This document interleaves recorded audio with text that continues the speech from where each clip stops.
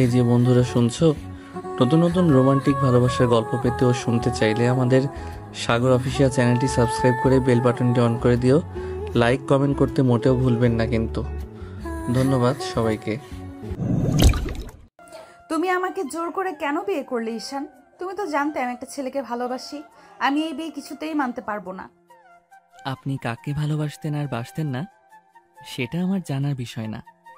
এখন আমাদের বিয়ে হয়ে গেছে, এটাই বড় বিষয়। জোর করে বিয়ে করাটাকে বিয়ে বলে না ঈশান। বিয়ের জন্য দুটো মানুষের সম্মতি থাকা দরকার।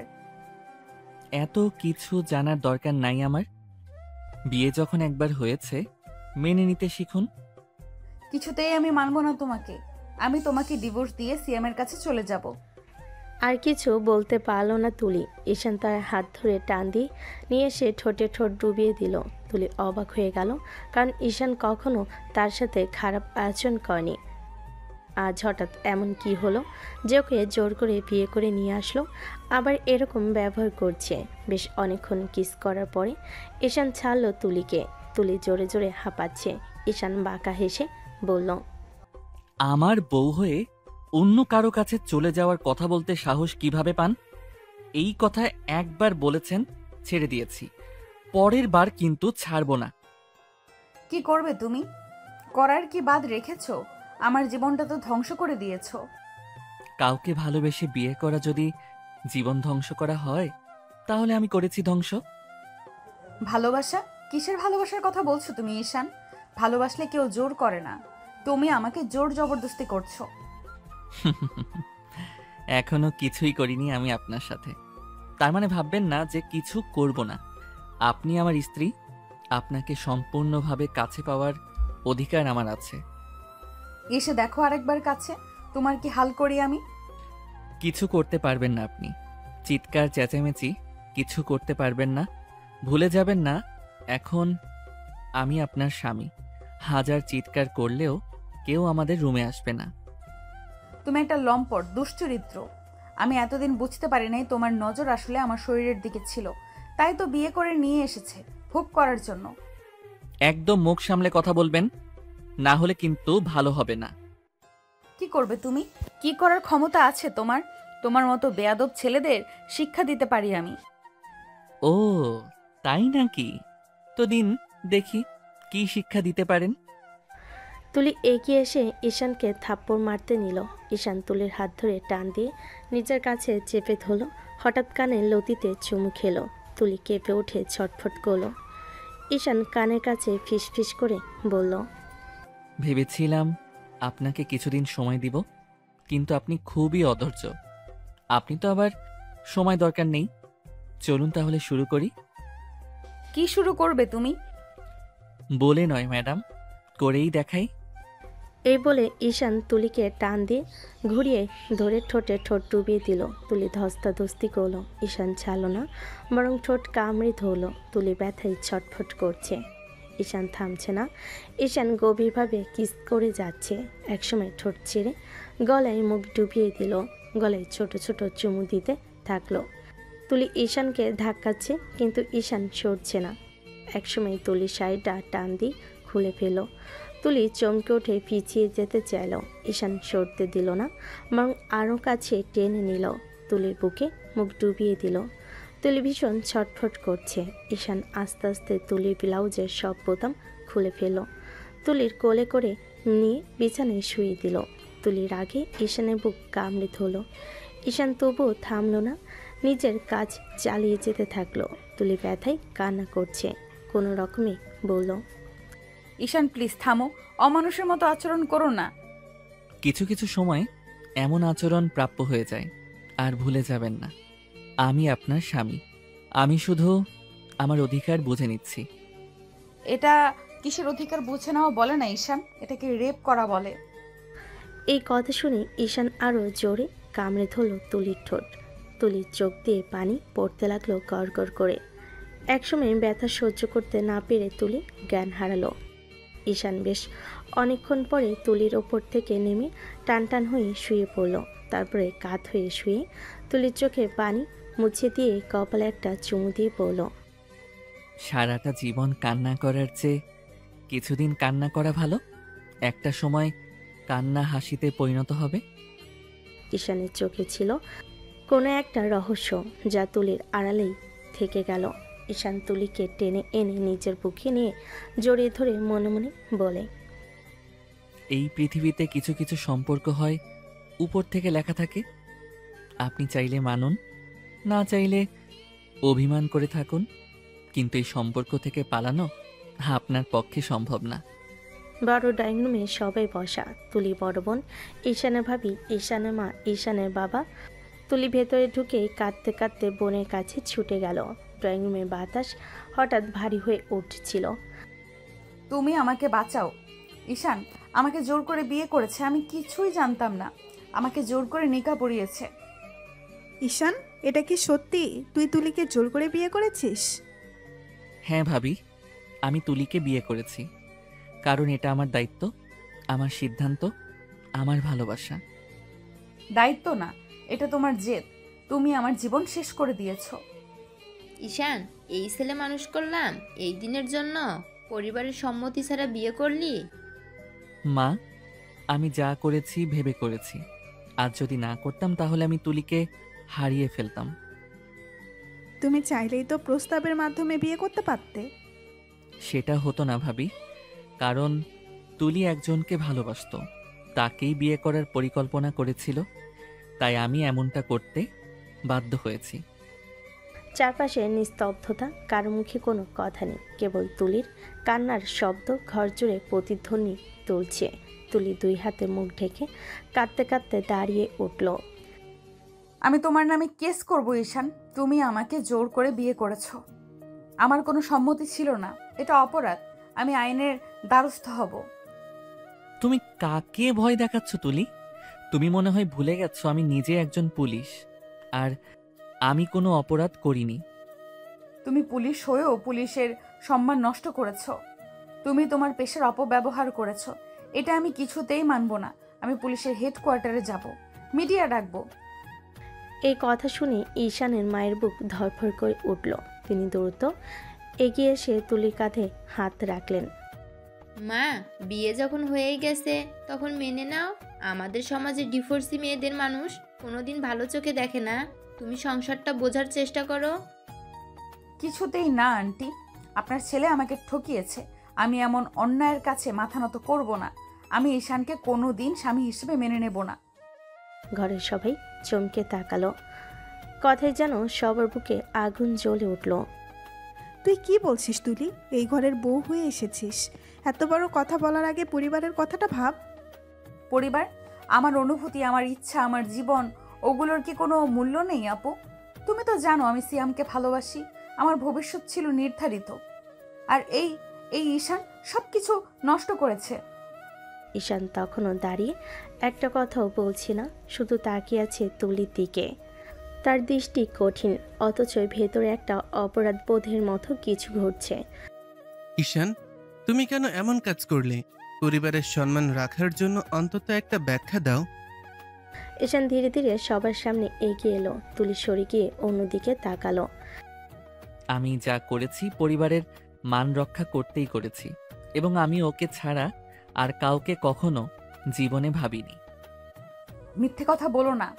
তোমার এই নাটক আমি মানি না। তুমি ভেবে নিয়েছো তোমার পুলিশ পাওয়ার ব্যবহার করে আমাকে এইভাবে আটকে রাখবে? আমি পালাবো? যেখানেই যাই না কেন তোমার হাত থেকে নিজেকে মুক্ত করব। ঈশানের বাক্যে যেন তখন 100টা উল্কি বাঁকা আগুন। তুমি পালাতে চাইলেও পারবে না। যতদিন আমি বেঁচে আছি তোমাকে কেউ ছুতে পারবে না। তুমি আমার স্ত্রী, এই পরিচয় কেউ কেড়ে নিতে পারবে না। আমি তোমাকে স্বামী মানি না। তুমি জোর করে বিয়ে করেছো, এর কোনো মূল্য নেই। মা, সংসার মানে শুধুই ভালোবাসা না, অনেক সময় সংসার দায়িত্ব দিয়ে শুরু হয়, পরে ভালোবাসায় গড়ে ওঠে। তুমি তোমার ঘরটা ভাঙার সিদ্ধান্ত নিও না। আর একটা কথা মনে রেখো, সমাজে একজন মেয়ের সবচেয়ে বড় নিরাপত্তা তার স্বামীর ঘর। বাইরে পৃথিবী তোমাকে গ্রহণ করবে না। এই সমাজে ভয় দেখিয়ে আর আমাকে আটকে রাখতে পারবেন না। আমি নিজের সিদ্ধান্ত নিজে নিব। তুলির বোন তখন সামনে এগিয়ে এসে তুলির 2 হাত ধরে বলল, তুই শান্ত হ, আগে ওর কাছ থেকে আসল সত্যিটা শোন। তুই জানিস তো ঈশান কোনোদিন এমন বেপরোয়া ছিল না। ওর চোখে আমি কিছু একটা দেখেছি। ওর ভেতরে হয়তো কারণ আছে যা তোকে এখনো জানায়নি। কারণ আমার জীবনের মূল্য দিয়ে যদি কোনো খেলা খেলতে এসে থাকে, তবে সেই কারণ আমার জন্য শূন্য। ড্রয়িং রুমে উত্তেজিত বাতাস যেন এখনো স্থির হয়নি। তুলির চোখ লাল, নাক কেটে ফুলে গেছে। এক মুহূর্ত আর দাঁড়িয়ে থাকতে পারল না সে। বনে হাত ছুঁয়ে দিয়ে দ্রুত পায়ে দরজার দিকে এগিয়ে গেল। এই মুহূর্তে আমি এই বাড়ি ছেড়ে চলে যাচ্ছি। তোমাদের কেউই আমার জীবনের উপর কর্তৃত্ব দেওয়ার অধিকার নেই। মা থামো, এইভাবে বাড়ি ছেড়ে চলে গেলে সমাজ কি বলবে? তুমি তো এখন এই পরিবারের বউ। আমি কোনো পরিবারের বউ নই। আমি একজন প্রেরিত মেয়ে। আমি একজন প্রতারিত মেয়ে। আমাকে জোর করে বিয়ে করা হয়েছে। আমার এই ঘরে থাকার কোনো কারণ নেই। এই বলে তুলি দরজার দিকে এগোতেই হঠাৎ ঈশান দ্রুত গতিতে এগিয়ে এসে তার পথ আটকালো। তার মুখে কোনো রাগ নেই, বরং এক ধরনের সীমাহীন স্থিরতা। আপনার এই বাড়ি থেকে বের হওয়া বন্ধ। আমার অনুমতি ছাড়া আপনি কোনো দিকে যেতে পারবেন না। তুমি আমাকে জোর করে আটকে রাখতে পারবে না ঈশান। এটা আমার জীবন। আমি সিয়ামের কাছে চলে যাব। ঈশান একটা মুহূর্তের জন্য চোখ সরায় না। তার দৃষ্টি যেন আগুন হয়ে জ্বলছে। সিয়ামের নাম আর একবার নিলে আমি নিজেকে নিয়ন্ত্রণ রাখতে পারবো না। মনে রাখবেন, আপনি এখন আমার স্ত্রী। এই সম্পর্ক থেকে পালানোর অধিকার আপনার নেই। স্ত্রী বলছো কাকে? যার সম্মতি নেই, যার হৃদয় অন্য কারোর জন্য, তাকে জোর করে স্ত্রী বললে সেটা কেবল দাসত্ব। ঈশান বিন্দুমাত্র পিছু পা হলো না। সে হঠাৎ এগিয়ে এসে তুলির কবজি ধরে জোরে টেনে ভেতরের দিকে টেনে নিল। তুলি পা যেন মেঝের ওপর স্লাইড করতে লাগলো। ছাড়ো আমাকে। তুমি আমাকে ধরে টানার সাহস কিভাবে করলে? ঈশানের চেহারায় কোনো ভাবান্তর ঘটল না। সে এক টুকরো বরফের মতো ধপ করে তুলিকে নিজের ঘরে নিয়ে ঢুকিয়ে দরজা বন্ধ করে দিল। দরজাটা বড় জোরে ধাক্কা দিয়ে লক করে দিল। তুমি তোমার বন্দিত্বের ব্যবস্থা করেছো? কি ভাবছো তুমি? আমাকে আটকালে আমি মানিয়ে নেব? ঈশান ধীর পায়ে দরজা থেকে ঘুরে দাঁড়ালো। তার দু চোখে যেন ধোয়া ওঠা ক্ষোভ আর অপ্রকাশিত অনুভূতির ঢেউ। আপনাকে আটকে রাখছি কারণ আপনি নিজের ভালো বোঝেন না। আপনার প্রতিটি সিদ্ধান্ত এখন বিপদ ডেকে আনবে। আপনি যেখানেই যাবেন আপনার জীবন হুমকির মুখে পড়বে। মিথ্যে, সব মিথ্যে। তুমি শুধু নিজের ইচ্ছে চাপিয়ে দিচ্ছ। তুমি ভেবেছো আমাকে ঘরে আটকে রেখে নিজের অহংকার তৃপ্তি করবে? এটা অহংকার না, এটা দায়িত্ব। দায়িত্বের নাম করে তুমি আমার জীবনটাই কেড়ে নিয়েছো ঈশান। আমার ভালোবাসা, আমার স্বপ্ন, আমার ভবিষ্যৎ সব ধ্বংস করেছো। সিয়াম আপনার ভবিষ্যৎ নয়, আপনার সর্বনাশের শুরু ছিল। এইসব নাটক বন্ধ করো। আমার জীবন নিয়ে চরিত্রহীন গল্প বানিও না। আমি সিয়ামকে বিয়ে করব। ও আমার ভালোবাসা। ও আপনার ভালোবাসা না, আপনার সর্বনাশের ফাঁদ। আজও আপনি বুঝলেন না? আমি আপনাকে আটকে রাখছি বাঁচানোর জন্য। মিথ্যে, সব মিথ্যে। তুমি আমাকে তোমার খেলনা ভেবে ধরে রেখেছো। এই বলে তুলি দরজার দিকে ছুটে গেল। দরজা ধরে ঝাঁকাতে লাগলো। দরজা খোলো, আমাকে যেতে দাও। আমি পুলিশে অভিযোগ করব। ঈশান এগিয়ে এসে তুলির হাত চেপে ধরল। তার কণ্ঠে এমন এক কম্পন যা রাগ না ব্যথা, বোঝা যায় না। আপনি কোথাও যাবেন না। বাইরে যত ঝড় থাকুক আপনি এখন আমার আঙিনায় নিরাপদ। তুলি তীব্র রাগে ঈশানের বুক ধাক্কা দিল। আমি নিরাপদ? তোমার বন্দিত্বকে তুমি নিরাপদ বলছো? তুমি চাইলে জীবন ভর আটকে রাখো, কিন্তু আমি তোমাকে কখনো মেনে নেব না। ঈশান ধীরে তার হাত ছেড়ে দিল। আকাশের দিকে তাকিয়ে গভীর একটা শ্বাস ফেল, যেন বুকের ভেতরে শত রহস্য আটকে আছে। তুলির চোখ ভিজে যাচ্ছে কান্নায়, ঈশানের চোখ ভিজে যাচ্ছে অদৃশ্য অশ্রুতে। কিন্তু দুজনে কেউই কাউকে বুঝছে না। একে অপরের বিপরীতে দাঁড়িয়ে তারা দুজনেই যেন একই যুদ্ধের দুই সৈনিক, যেখানে ভালোবাসা নেই, কিন্তু অদ্ভুত এক অদৃশ্য বন্ধন তাদের বেঁধে ফেলেছে। তুলি আস্তে বসে পড়ল, নিজের মাথা হাতে নিয়ে ফোপাচ্ছে। ঈশান স্থির হয়ে দাঁড়িয়ে, তার কণ্ঠে অতল গম্ভীরতা। চেষ্টা করলেও আপনি আমার কাছ থেকে পালাতে পারবেন না তুলি, কারণ আপনার ভাগ্যে আমি লিখে গেছি আপনি আমারই থাকবেন। তুলির আগে কাঁপতে কাঁপতে দেওয়ালে ধাক্কা মারে, কাঁদতে থাকে। সময় গড়িয়ে সন্ধ্যা নামতে দরজায় কড়া। তুলির বড় বোন হাতে ট্রে ধরে বলে, দরজা খোল, খেয়ে নে তুলি। তুলি দরজা খুলতেই বোন খাবার বাড়িয়ে দিল। তুলি এক ঝটকায় সেই ট্রে ছুঁড়ে ফেলে দিল মেঝেতে। তুলির বোন স্তব্ধ, তারপর রাগে গলা উঁচু করল, এ কি ধরনের বেয়াদবি তুলি? তুই পাগল নাকি? বরের বাড়িতে এভাবে খাবার ছুঁড়ে ফেলে? এর থেকে ভালো ব্যবহার আমি পারবো না। আমাকে এখান থেকে বের হতে দাও আপু। আমি এই বিয়ে মানি না। আমি কারোর বন্দিত্বে থাকতে পারবো না। তুলির বোন কাছে গিয়ে তুলির কাঁধে হাত চেপে ধরল। শান্ত হ, তোর আর ঈশানের সম্পর্ক অবৈধ না। তোদের নিকাহ পড়েছে, আল্লাহর নামে হয়েছে। এটা পবিত্র সম্পর্ক, তুই এটা অস্বীকার করতে পারিস না। ঈশান সিয়ামের নামে বদনাম করে আমাকে আটকে রাখতে চায়। সে আমার জীবনের সিদ্ধান্ত কেড়ে নিয়েছে। এটা আমি কিছুতেই মানব না। হয়তো তুই এখন যা দেখছিস তার আড়ালে আরও কিছু আছে। তুই শুধু রাগের চোখ দিয়ে বিচার করিস না। সব পুরুষ একই হয় না তুলি। তুলি ভেঙে পড়া চোখে বোনের দিকে তাকিয়ে রইল। তার বুকের ভেতর কেউ যেন ধারালো ছুরি বেয়ে টেনে ধরেছে, কিন্তু সে জানে না এই নীরব অন্ধকারের ঠিক আড়ালে লুকিয়ে আছে এমন এক রহস্য যা তার জীবন সম্পূর্ণ বদলে দেবে। রাত যখন অনেক গভীর, ঘরের বাতি মৃদু আলো ছড়িয়ে রেখেছে, কিন্তু সেই আলো তুলির চোখে অন্ধকারের মতো লাগছে। চারপাশ নিস্তব্ধ, শুধু ঘড়ির কাঁটার টিকটিক শব্দ। তুলি বিছানার এক কোণে বসে হাঁটু জড়িয়ে মাথা ঠ্যাস দিয়ে বসে আছে। চোখের পানি থামানোর চেষ্টা করেও পারছে না। একটা একাকী হাঁকার বুকের ভেতর গর্ত করে দিচ্ছে। মন কাঁপতে থাকা কণ্ঠে এসে ফিসফিস করে বলল, সিয়াম, তুমি কি এখনো আমার জন্য আছো? হঠাৎ তুলি ফোনটা হাতে তুলে নেয়। আঙ্গুল কাঁপছে, চোখে ঝাপসা পানি।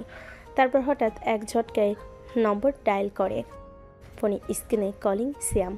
রাতের নীরবতা ভেদ করে দুবার রিং বাজতেই ফোন রিসিভ হলো। সিয়ামের কণ্ঠে উদ্বিগ্ন ও তড়িঘড়ি। তুলি, তুমি কোথায়? দুদিন ধরে তোমার ফোন বন্ধ। আমি পাগলের মতো খুঁজছি তোমাকে। তুলির গলা কেঁপে ওঠে, কান্নায় ভেঙে গেল। সিয়াম, আমার সর্বনাশ হয়ে গেছে। তুমি যা ভাবছো তার থেকেও খারাপ কিছু হয়েছে। আমার জীবন ধ্বংস হয়ে গেছে সিয়াম। এইসব কি বলছো তুলি? কোথায় তুমি এখন? আমার বোনের দেবর ঈশান, সে আমাকে জোর করে বিয়ে করেছে। জোর করে আমি কোর্টে যাব, কেস করব, কিন্তু সবাই আমাকে আটকে রেখেছে। ঘরের ভেতর যেন নিস্তব্ধতা আর অন্ধকার জমাট বেঁধেছে। ফোনে ও পাশে শ্যাম কিছুক্ষণ নিঃশব্দ, যেন বিশ্বাস করতে পারছে না। শ্যাম ধীরে কঠিন কণ্ঠে, তুমি কি নিশ্চিত তুলি? তুমি যা বলছো এটা কি সত্যি? আমি মিথ্যে বলছি না সিয়াম, সত্যি বলছি।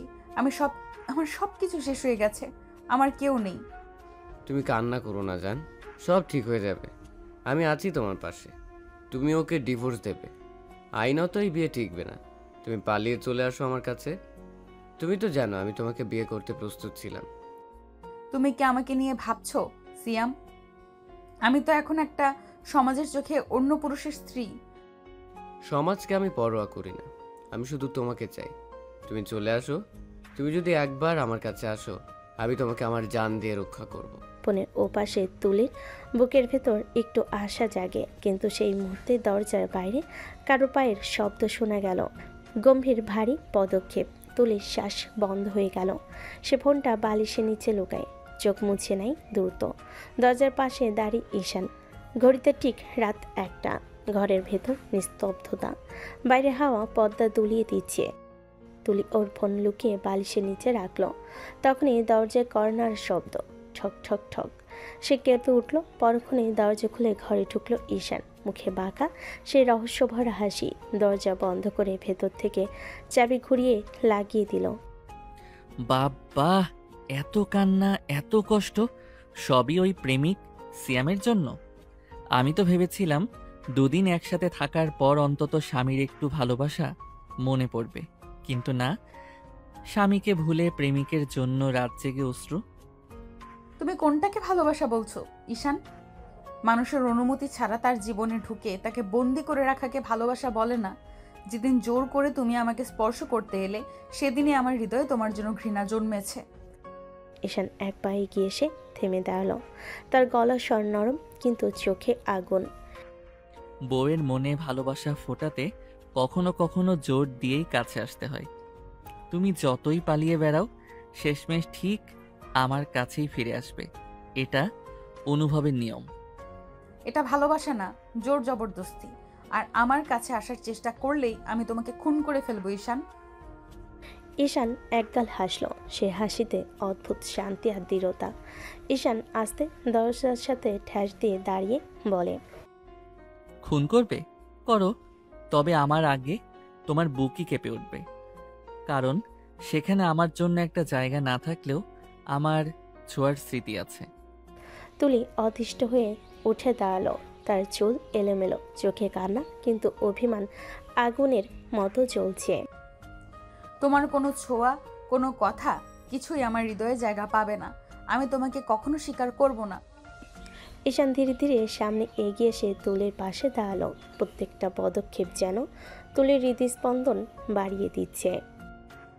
স্বামী যদি ভালোবাসে, খারাপ লাগে কেন তোমার? তুমি যত রাগ দেখাচ্ছ, বুঝে যাচ্ছি তুমিও ভেতরে কোথাও না কোথাও কেঁপে উঠছো। খবরদার ঈশান, আর এক পা এগোলে। এক মুহূর্তে সব কথা থমকে গেল। ঈশান হঠাৎ সামনে ঝুঁকে তুলির গালে খুব নরম একটা ছোট্ট চুমু খেলো। তুলি শ্বাস বন্ধ করে পিছিয়ে যেতে চাইল, কিন্তু ঈশান তার দুহাত ধরে ঠেকিয়ে রাখলো। কিচ্ছু করতে পারবে না সোনা, কারণ আমি তোমার স্বামী। স্বামী ভালোবাসবে, এটাই সবচেয়ে স্বাভাবিক জিনিস। তোমার রাগ আমার প্রতি, তোমার কান্না আমার জন্য, তোমার প্রতিটা শ্বাসে আমি আছি। আমি তোমাকে কখনো ভালোবাসবো না ঈশান, এটা তুমি মাথায় ঢুকিয়ে নাও। ঈশান তার কপালের খুব কাছে মুখ নিয়ে গিয়ে ফিস ফিস করে বলল, তুমি যতবার বলবে ভালোবাসবো না, ততবার আমার হৃদয় তোমাকে আরো বেশি করে আঁকড়ে ধরবে। কারণ তুমি বুঝতে পারছো না তুলি, তুমি আমার জীবনের রক্ত প্রবাহ হয়ে গেছো। ঘরে বাতি নিভু নিভু জ্বলছে, চারপাশ নিস্তব্ধ। শুধু দুজন মানুষের নিঃশ্বাসের শব্দ যেন বাতাসে মিশে গেছে। তুলির বুক ওঠানামা করছে দ্রুত, নিজের শরীরকে পিছিয়ে নিতে চাইছে, কিন্তু ঈশানের চোখের দৃষ্টি যেন তাকে অদৃশ্যভাবে আটকে রেখেছে। ঈশান খুব ধীর গভীর মনোযোগে তুলির মুখের দিকে তাকিয়ে তার দুগাল ধরে আনমনে বলল, তুমি যত রেগে যাও তুলি, ততই বুঝতে পারি তুমি আমার অস্তিত্ব এড়াতে পারো না। কোনো পূর্বাভাস ছাড়াই সে নিজের ঠোঁট তুলে ধরল তুলির ঠোঁটের উপর। খুব আস্তে, প্রথমে আস্তে, তারপর ধীরে ধীরে গভীর হয়ে উঠল সেই চুম্বন। তুলির দেহ কেঁপে উঠল। সে দুহাত ঠেলে দূরে সরাতে চেষ্টা করলো, কিন্তু ঈশানের শক্ত বাহু তাকে নাড়িয়ে দিচ্ছে না, বরং আরও জড়িয়ে নিল নিজের বুকে। ছাড়ো আমাকে ঈশান, আমি তোমাকে চাই না। ঈশান ঠোঁট ছাড়ল। চোখের গভীরতায় নিভু নিভু আগুন জ্বলছে। আমি জানি জোর করে আমি তোমাকে আটকে রাখতে পারবো না, অথচ সেই জোরের দরকারও নেই। কারণ আমার এই ভালোবাসা, এই ছোঁয়া, এই অনুভব, এইগুলোই তোমাকে সারা জীবন আমার কাছে বেঁধে রাখবে। তারপর খুব শান্ত গলায় বলল। তুলি অবিশ্বাসে তাকিয়ে আছে, যেন শব্দ খুঁজে পাচ্ছে না। ঈশান ধীরে কাছে এসে ফিসফিস করে বলল, তুমি পালাতে চাইবে, আমাকে ভুলে যেতে চাইবে, কিন্তু যখন তুমি আমার থেকে দূরে থাকবে, তখন তোমার মনে থাকবে শুধু আমার এই আদরগুলো, আমার এই কিসের স্মৃতি। তুমি যত ঘৃণা করবে আমার ভালোবাসা, তত গভীরভাবে তোমার হৃদয়ে শেকড় গাড়বে। এক মুহূর্ত থেমে ঈশান তুলির কপালে চুমু রাখল। তাই আমি ইচ্ছে করেই তোমাকে বারবার ছুব, বারবার ভালোবাসবো, কারণ তুমি না চাইলেও আমার স্পর্শ তোমাকে বন্দি করে রাখবে আজীবন। এ কথা বলেই ঈশান আবার আশঙ্কিকভাবে তুলির ঠোঁটে ঠোঁট ডুবিয়ে দিল। তুলি মরিয়া হয়ে ছাড়ানোর চেষ্টা করছে, কিন্তু ঈশানের বাহুর বাঁধন যেন প্রতিবারও আরও শক্ত হয়ে উঠছে। তুলির চোখ পেয়ে অশ্রু গড়িয়ে পড়ছে, কিন্তু তার হৃৎপিণ্ডের অনিয়মিত স্পন্দন তাকে আরও দুর্বল করে দিচ্ছে। ঈশান এবার আরও গভীর ও ধীর মোহময়ী কণ্ঠে। তুমি আমাকে স্বীকার না করলেও আমার অনুভবকে অস্বীকার করতে পারবে না। আমি তোমাকে ভালোবাসবো যতক্ষণ না তুমি আমার কাছে নিজের ইচ্ছেতেই ফিরে আসো। তুলির ভেজা চুলগুলো পাশে রেখে বিছানার ধারে চুপচাপ বসে আছে। তার মুখে কোনো রং নেই, চোখ দুটো ফোলা। যেদিকে তাকাই সব কিছুই অপরিচিত মনে হয়। ঠিক তখনই দরজা ঠেলে তার বড় বোন রুহি ভেতরে ঢুকলো। রুহি হাঁটতে হাঁটতে বলল, তুলি প্রস্তুত হ, নিচে যাই, সবার সাথে একটু বসিস। দেখ তুই যা ভাবছিস। কেন যাব আমি নিচে? আমাকে দয়া করে একটু নিজের মতো থাকতে দাও আপু। রুহি দীর্ঘশ্বাস ফেলে বিছানার পাশে বসলো। তা দেখ তুই যা ভাবিস না কেন, এখন থেকে এই ঘর তোর সংসার, তোর এড়িয়ে চললে হবে না। ঘরে বউ আসার পর সবাই একটু দেখতে চায়, কথা বলতে চায়, এটা স্বাভাবিক। প্লিজ আপু, এই সব কথা এখন আমার কানে তুলো না। আমি সংসার করতে আসিনি এখানে। দেখ তুই যখন নিজের জীবনটা এভাবে গুটিয়ে ঘরে বসে রাখবি তখন মনটা আরও পিছিয়ে যাবে। নিচে চল, সবাইকে দেখ, কাজকর্মে মন দে, হয়তো কিচ্ছু ভালো লাগবে। তুলির আগে চুপ করে গেল, টেনে রুহিকে তাকে দরজার দিকে নিয়ে গেল। নিচে নামতে বিশাল ড্রয়িং রুমের মধ্যেখানে সোফায় বসে আছে ঈশানের মা, ফুপু আর গ্রামের দাদা দাদি চাচিরা। সবার চোখে আজ কৌতূহল, নতুন বউ ঘর সামলাতে নামবে কখন। সিঁড়ি দিয়ে নামার সময় ঈশানের ছোট চাচাতো বোন উচ্ছ্বাস ভরা গলায় বলল, ভাবি আসছে, সবাই দেখুন ভাবি এসেছে। সঙ্গে সঙ্গে সবার দৃষ্টি তুলির ওপর গিয়ে পড়ল। তুলি এক মুহূর্তের জন্য থেমে গেল, যেন শ্বাস আটকে এলো তার গলায়। ঈশান মা উঠে দাঁড়িয়ে এগিয়ে এলেন। আয় মা, তুই নিচে একা একা কি করবি ঘরে? সংসার তো মানুষ মিলেই হয়, এই ঘরেও তো এখন তোর অধিকার। তুলির বুকের ভেতর মোচড় দিয়ে উঠল অধিকার শব্দটা, যেন আগুনের মতো ছুঁয়ে গেল তাকে। ঈশানের মা হাসি মুখে পাশে বসার ইঙ্গিত করলেন। তুলি অনিচ্ছা সত্ত্বেও বসতেই পাশে ফুপু বললেন, বৌমা, আজ দুপুরে কি রান্না হবে সেটা তুই ঠিক করিস। তোকে ছাড়া এই বাড়িতে আজ থেকে কোনো উৎসবই সম্পূর্ণ হবে না। আমি কিছুই ঠিক করব না, আমি এখানে থাকতে চাই না। ঘরে এক মুহূর্তে নিস্তব্ধতা নেমে এলো। সবাই একে অপরে মুখ চাওয়াচাই করছে। রুহি কেমন লজ্জিত মুখে চোখে আশপাশ দেখলো। ঠিক তখনই সিঁড়ি দিয়ে নেমে এলো ঈশান, মুখে সেই স্বাভাবিক হাসি, যেন কিছুই হয়নি। ঈশান এসে সবার সামনে বলল, ওর যা ইচ্ছে ও তাই করবে। এই বাড়ির ছোট থেকে বড় সবাই মাথায় রাখবেন, তুলি চাইলে রান্নাঘরেও যাবে, চাইলে সারাদিন আমার রুমেই থাকবে।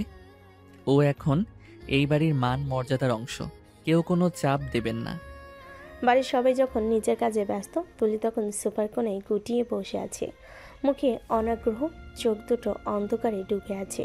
ঈশান সেদিকে তাকিয়ে এক অদ্ভুত শান্ত স্বরে বলল, তুলি, চলো বাইরে যাই। কোথাও যাব না।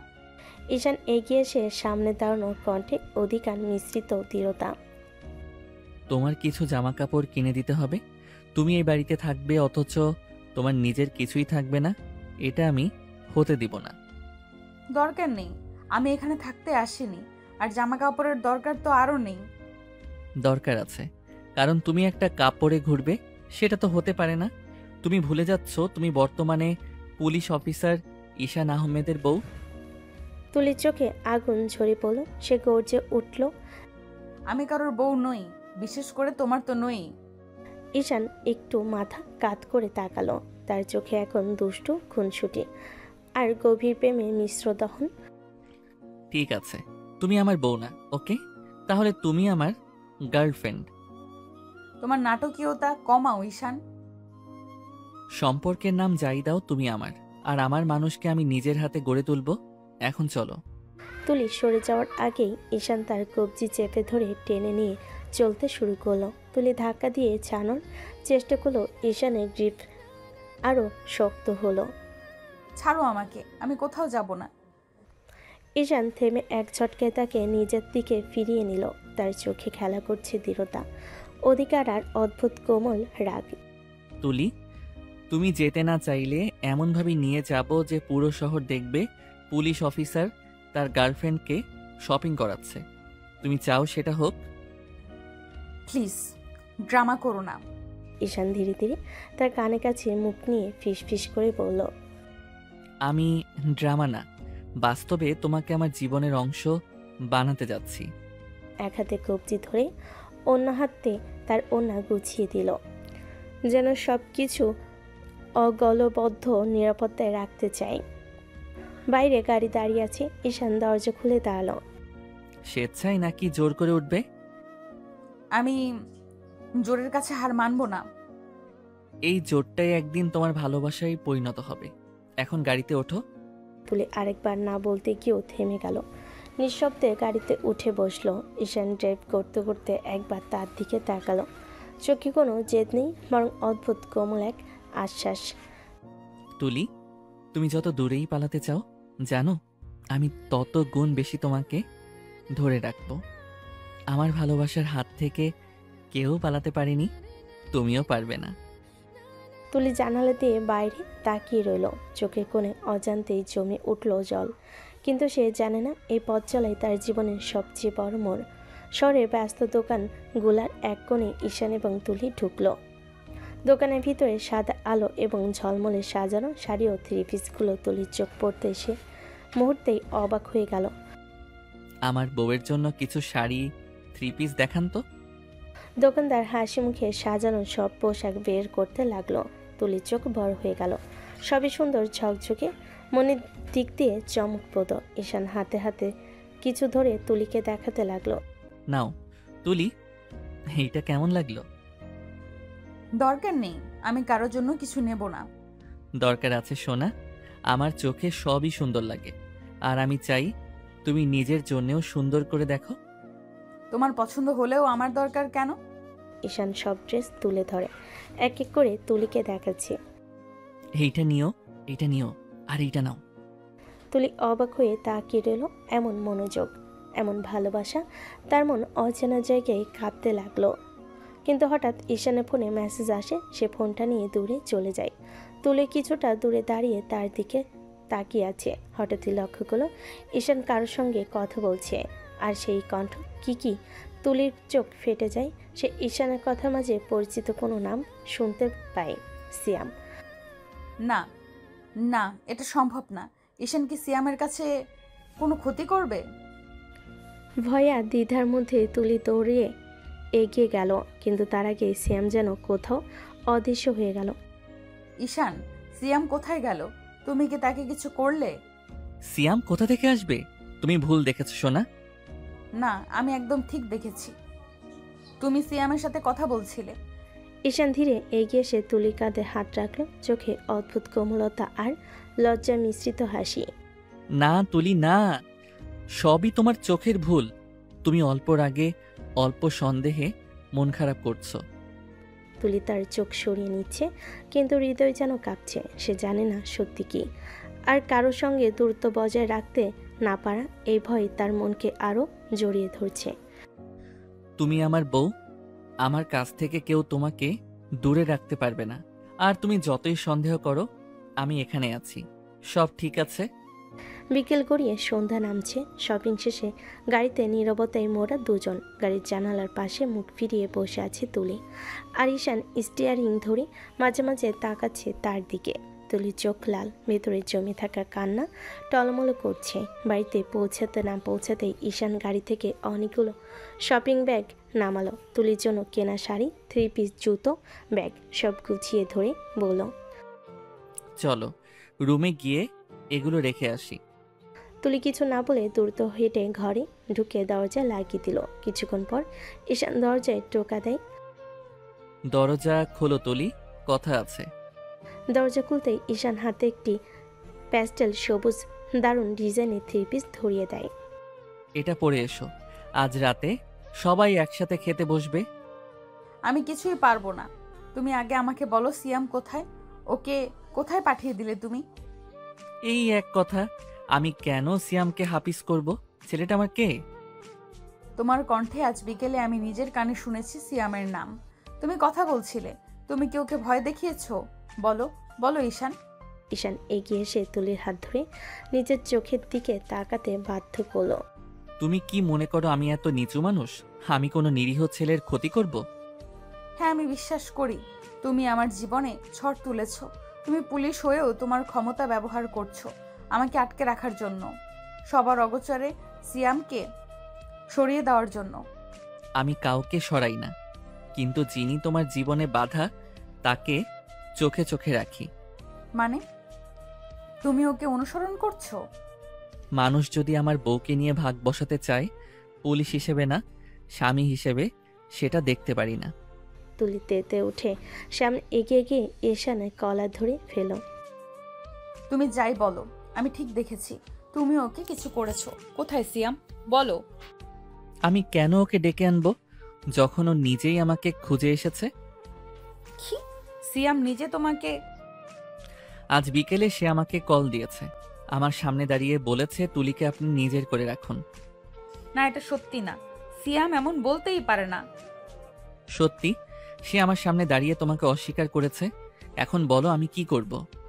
তুলি চোখে হাত রেখে বসে পড়ল মেঝেতে, তার বুকের ভেতর কাঁপুনি বাড়ছে। তুমি কিছুই বুঝতে পারছো না ঈশান। তুমি শক্তি দিলে, ক্ষমতা দিয়ে আমার জীবনটা কন্ট্রোল করতে পারবে না। আমি তোমাকে কন্ট্রোল করতে চাই না, আমি তোমাকে ফিরিয়ে আনতে চাই। এই বলে সে তুলির মুখ থেকে চুল সরিয়ে দিল। আর এক কদম কাছে আসলে শপথ করছি খুব খারাপ হবে। ঈশানের চোখে হঠাৎ চা নেমে আসে, তার মুখে সমস্ত হাসি মিলিয়ে যায়। তুমি নিজেকে শেষ করার কথা বলেই বুঝিয়ে দিচ্ছ তুমি এখনো আমাকে বোঝোনি।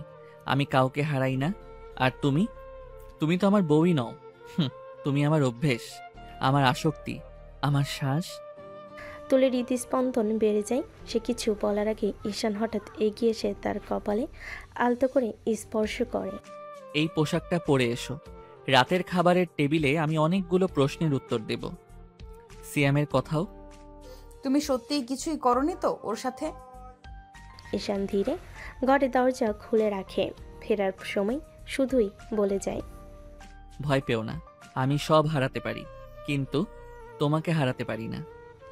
তুলি থমকে দাঁড়িয়ে থাকে, হাতে সেই 3 পিস চেপে ধরে। তার নিজের হৃদয়ের ধ্বনি যেন তার কানে গর্জন করছে।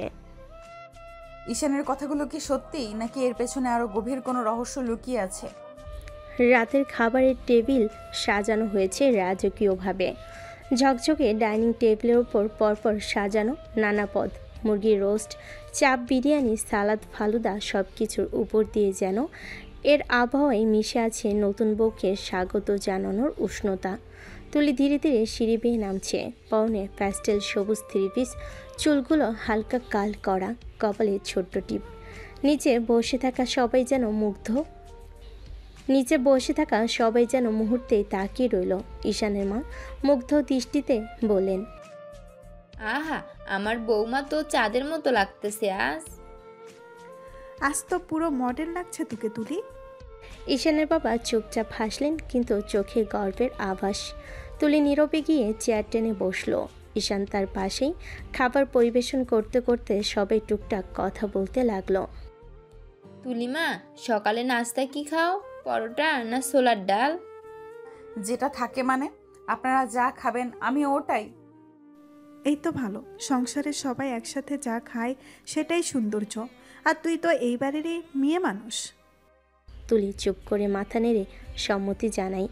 পাশে বসে ঈশান নিঃশব্দে তার প্লেটে বিরিয়ানি তুলে দিল।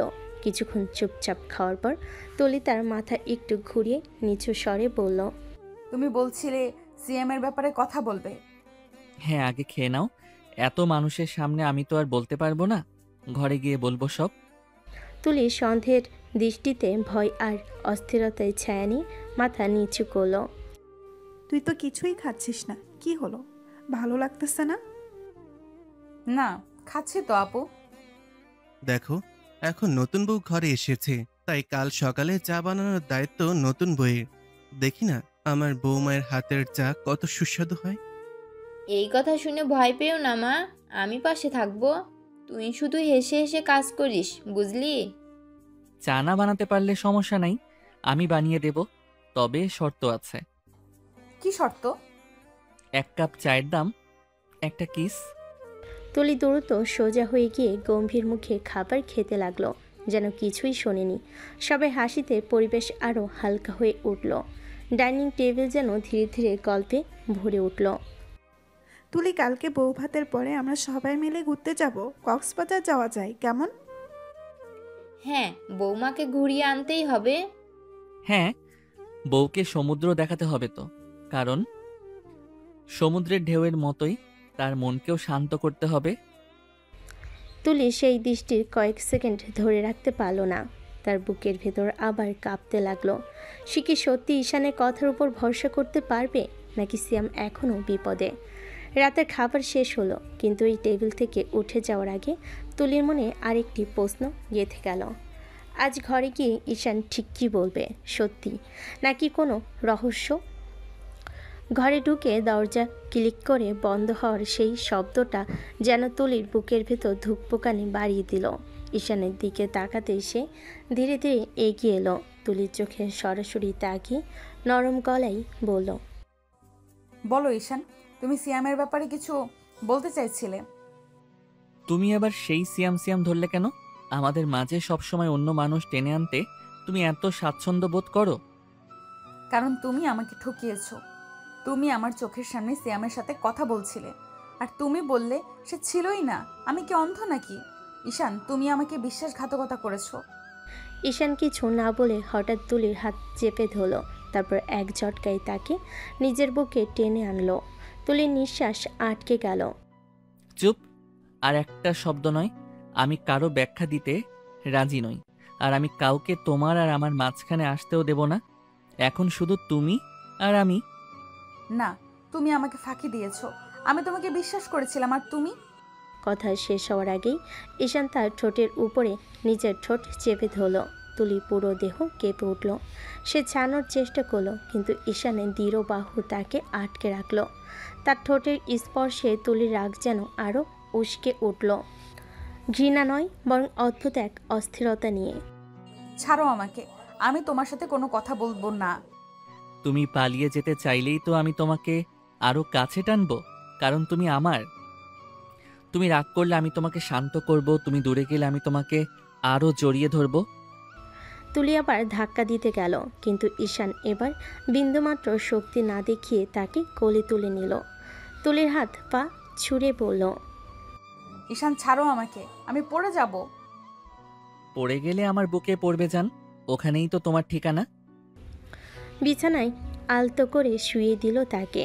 ঈশান মাথার কাছে ঝুঁকে পড়ল, চোখে সেই অদ্ভুত অস্থিরতা, যেন পৃথিবীর সব ঝড়ের মাঝেও সে শান্ত। জানো তুলি, আমি তোমাকে কাঁদাতে চাই না, কিন্তু যদি তোমার রাগ, তোমার জেদ, তোমার কান্না, এই সবের আড়ালে যদি আমার জন্য একটু ভালোবাসা লুকিয়ে থাকে, তাহলে আমি সেই ভালোবাসা টেনে আনবই, তুমি চাও বা না চাও। তুলির বুক ওঠানামা করছে, চোখে রাগের আগুন, কিন্তু সেই আগুনের ভেতরেই দপদপ করে জ্বলছে অনিশ্চয়তা।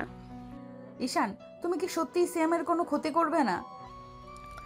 ঈশান ধীরে ধীরে তার কপালে ঠোঁট ছুঁয়ে ফিসফিস করে বলল, না জান, আমি কাউকে ছুঁই না, যদি না সে তোমাকে ছুঁতে আসে।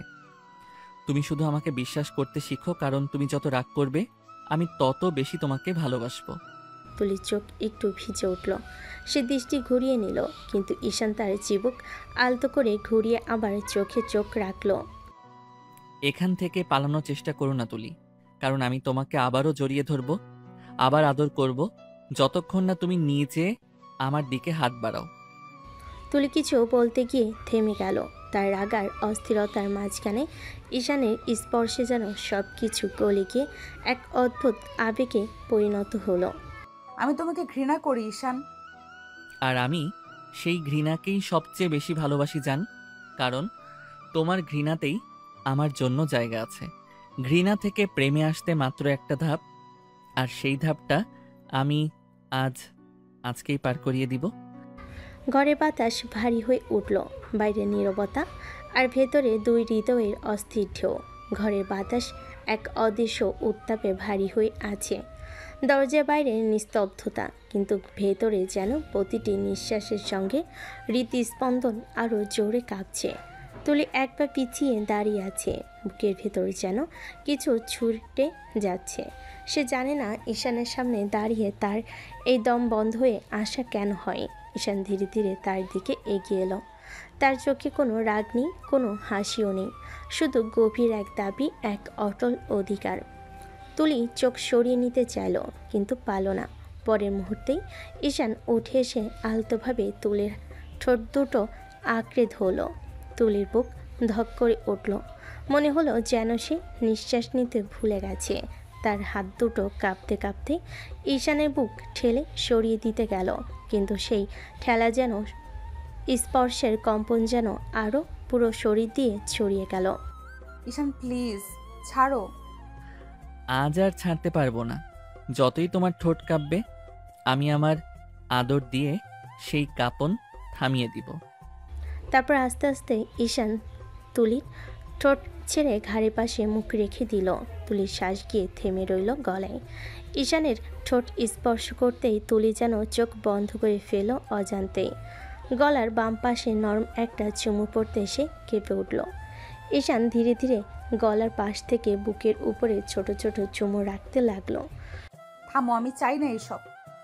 তুমি চাই না বললেই তো আমার থামা সম্ভব নয়, কারণ তোমার না বলা মানেই তুমি ভয় পাচ্ছ, আর আমি সেই ভয়টাকে ভালোবাসায় বদলে দিতে চাই। প্রতিটি চুমু যেন আদর নয়, বরং এক অঘোষিত অঙ্গীকার। তুলি আরেকবার ধাক্কা দিতে গেল, কিন্তু তার হাত মাঝ আকাশে থেমে গেল। শ্বাস দ্রুত হয়ে এলো, ঠোঁট কাঁপছে। তুমি কেন বারবার আমাকে এমন দুর্বল করে দাও ঈশান? ঈশান তার চিবুকটা ধরে মুখটা উপরে তুলল, গভীরভাবে চোখের দিকে তাকিয়ে বলল, কারণ তুমি আমার সামনে তুমি শক্ত থেকেও ভেঙে যাবে, এটাই স্বাভাবিক। তুমি যত রাগ করবে, যত জেদ করবে, আমি ততবার তোমাকে জড়িয়ে ধরব, যতক্ষণ না তুমি নিজে আমার ঠোঁট খুঁজে নাও। তারপর সে ঠোঁটে ঠোঁট ডুবিয়ে দিল। এবার আর তুলি ধাক্কা দিল না। তার চোখ বন্ধ হয়ে গেল। বুকের ভেতর যে জ্বর শুরু হয়েছিল তা এক অদ্ভুত উষ্ণতায় গলে যেতে লাগলো। কিছুক্ষণ পর ঈশান তার ঠোঁট ছেড়ে ঠিক বুকের উপরে মুখ রেখে ফিস ফিস করে বলল, আজ থেকে আমাদের মাঝে আর কোনো থার্ড পারসন থাকবে না, না সিয়াম, না অন্য কেউ, শুধু তুমি আর আমি। তুমি আমার বউ হিসেবে থেকো বা গার্লফ্রেন্ড হিসেবে, আমি আমার ভালোবাসা দিয়ে তোমাকে এমনভাবে বেঁধে রাখবো যে তুমি আর পালানোর কথা চিন্তাই করতে পারবে না। তুলির চোখ ভিজে উঠল। সে চুপচাপ শুয়ে রইল, কিন্তু তার বুকের ওঠানামা, তার কাঁপা নিঃশ্বাস ঈশানকে বলে দিল সে রাগ করেছে ঠিকই, কিন্তু তার ভেতরের দেওয়ালগুলো ভেঙে যাচ্ছে ধীরে ধীরে। তুলি ভাবল, এই মানুষটাকে কি সত্যিই ঘৃণা করি আমি, নাকি আমার রাগের আড়ালে লুকিয়ে আছে এক অদ্ভুত টান, যেটা আমি নিজেও অস্বীকার করতে পারছি না। ঈশান আবার তার কপালে ঠোঁট ছুঁয়ে দিল। এবার আদর নয়, বরং এক গভীর প্রতিজ্ঞা হয়ে স্পন্দিত হলো সেই স্পর্শ। তারপর বাকিটা ইতিহাস আপনাদের এত জানা লাগবে না। ভোরের নরম আলো পর্দার ফাঁক গলে এসে ঘরে যেন এক কোমল আবেশ ছড়িয়ে দিল। সব কিছু শান্ত নীরব, কিন্তু সেই নীরবতার মাঝেই তুলি ধীরে ধীরে চোখ খুলল। প্রথমে কিছুই বুঝতে পারছিল না, কিন্তু পরের মুহূর্তে যেন বুকের ভিতর কাঁপুনি শুরু হলো। সে দেখল সে কারো শক্ত দুহাতের মধ্যে জড়িয়ে আছে, মাথা ঈশানের বুকের উপর রাখা। ঈশানের নিঃশ্বাস তার কপালের উপর পড়ছে, খুব নরম, খুব উষ্ণ। তুলি চমকে উঠতে চাইল, কিন্তু পারল না। তার শরীর যেন জমে গেছে। অথচ আশ্চর্যের বিষয়, আজ আর তার রাগ লাগছে না। চোখের সামনে ঈশানের ঘুমন্ত মুখ, এত শান্ত, এত সুন্দর, যেন কোনো ছবির মানুষ। তুলি অজান্তেই মুগ্ধ দৃষ্টিতে তাকিয়ে রইল। তার হৃৎপিণ্ড ধীরে ধীরে কেঁপে উঠতে লাগলো। মনে হচ্ছে এই মানুষটার জন্যই হয়তো তার সব রাগ, সব কষ্ট। হঠাৎই তার দৃষ্টি গেল ঈশানের ঠোঁটে। কেন যেন বুকের ভেতর হালকা শিহরণ হলো। কোনো কিছু ভেবে চিন্তে নয়, অজান্তেই তুলি একটু ঝুঁকে ঈশানের ঠোঁটে আলতো একটা চুমু দিয়ে ফেল। ক্ষণিকের নীরবতা, চুমু দেওয়ার পরই তুলি যেন নিজের কাজ বুঝতে পারল। সে হঠাৎ সোজা হয়ে বসল, চোখ বড় বড় হয়ে গেল লজ্জায়। ঠিক তখনই ঈশানের চোখ ধীরে ধীরে খুলল, মুখে হালকা এক রহস্যময় হাসি। ওহো, সকাল সকাল এত আদর, কি জান? আজ থেকে কি শুরু করলে আমার বউ? ও, ওইটা আমি ইচ্ছে করে দেইনি, মানে ভুলে গেছি। আরে ভুলে গিয়ে বরকে চুমু খেলে সেটা তো সবচেয়ে সঠিক ভুল। তুমি তো বাইরের কাউকে না, তোমার স্বামীকেই চুমু খেয়েছো। এতে লজ্জা পাওয়ার কি আছে? তুলি আরও লজ্জায় লাল হয়ে গেল। এক মুহূর্তে উঠে পড়ে বলল, আমি আমি ওয়াশরুমে যাচ্ছি। ওয়াশরুমের দিকে দৌড়ে গেল সে। ঈশান বিছানায় বসে হালকা হেসে নিজের ঠোঁট ছুঁয়ে বলল, ভুল করে দেওয়া চুমু যদি এমন হয়, ইচ্ছা করে দিলে কি হয় সেটা দেখার জন্য আমি অপেক্ষা করব জান। ওয়াশরুমের ভেতরে আয়নার সামনে দাঁড়িয়ে তুলি নিজেই নিজের গাল ধরে চাপ দিয়ে বলল, হায় আল্লাহ, আমি এটা কি করে ফেললাম? ও তো দেখেই ফেলেছে, এখন কি হবে?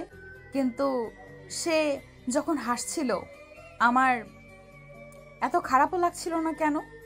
কিছুক্ষণ পর সে নিজেকে ধমক দিল তুলি। না না, আবেগে ভেসে গেলে চলবে না, আমাকে স্বাভাবিক থাকতে হবে। কিন্তু তার ঠোঁটের কোণে যে হালকা একটা হাসি লুকিয়ে উঠেছে সেটাকে সে আর আটকাতে পারল না। সকালবেলা নাস্তার টেবিলে সবাই একসাথে বসেছে। টেবিলে গরম পরোটা, ডিম ভাজি, ভুনা খিচুড়ির সুগন্ধ ভাসছে। তুলিও আজ প্রথমবার পরিবারের লোকজনের সঙ্গে একটা সুন্দর থ্রি পিস পরে এসেছে। তার মুখে হালকা লজ্জা আর কৌতূহল, কারণ আজ প্রথম সে নিজেকে এই পরিবারের অংশ হিসেবে টেবিলে বসাতে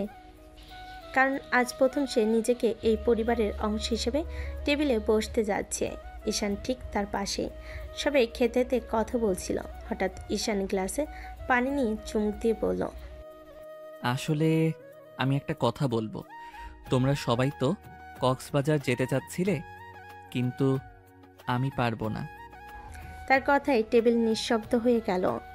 সবার চোখ ঈশানের দিকে ঘুরে গেল। কি বলছো ঈশান? তোমাদের জন্যই তো প্ল্যানটা করা। তুমি না গেলে আমরা যাব কিভাবে বলো তো? হ্যাঁ, ঠিক বলেছে রুহি, এই ট্রিপটা পরিবারের জন্য। তুমি আর তুলি না গেলে অসম্পূর্ণ থাকবে। প্লিজ মন খারাপ করবেন না।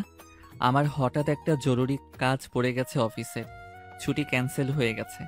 আমি যদি না যাই আর তোমরাও না যাও তাহলে আমার আরও খারাপ লাগবে।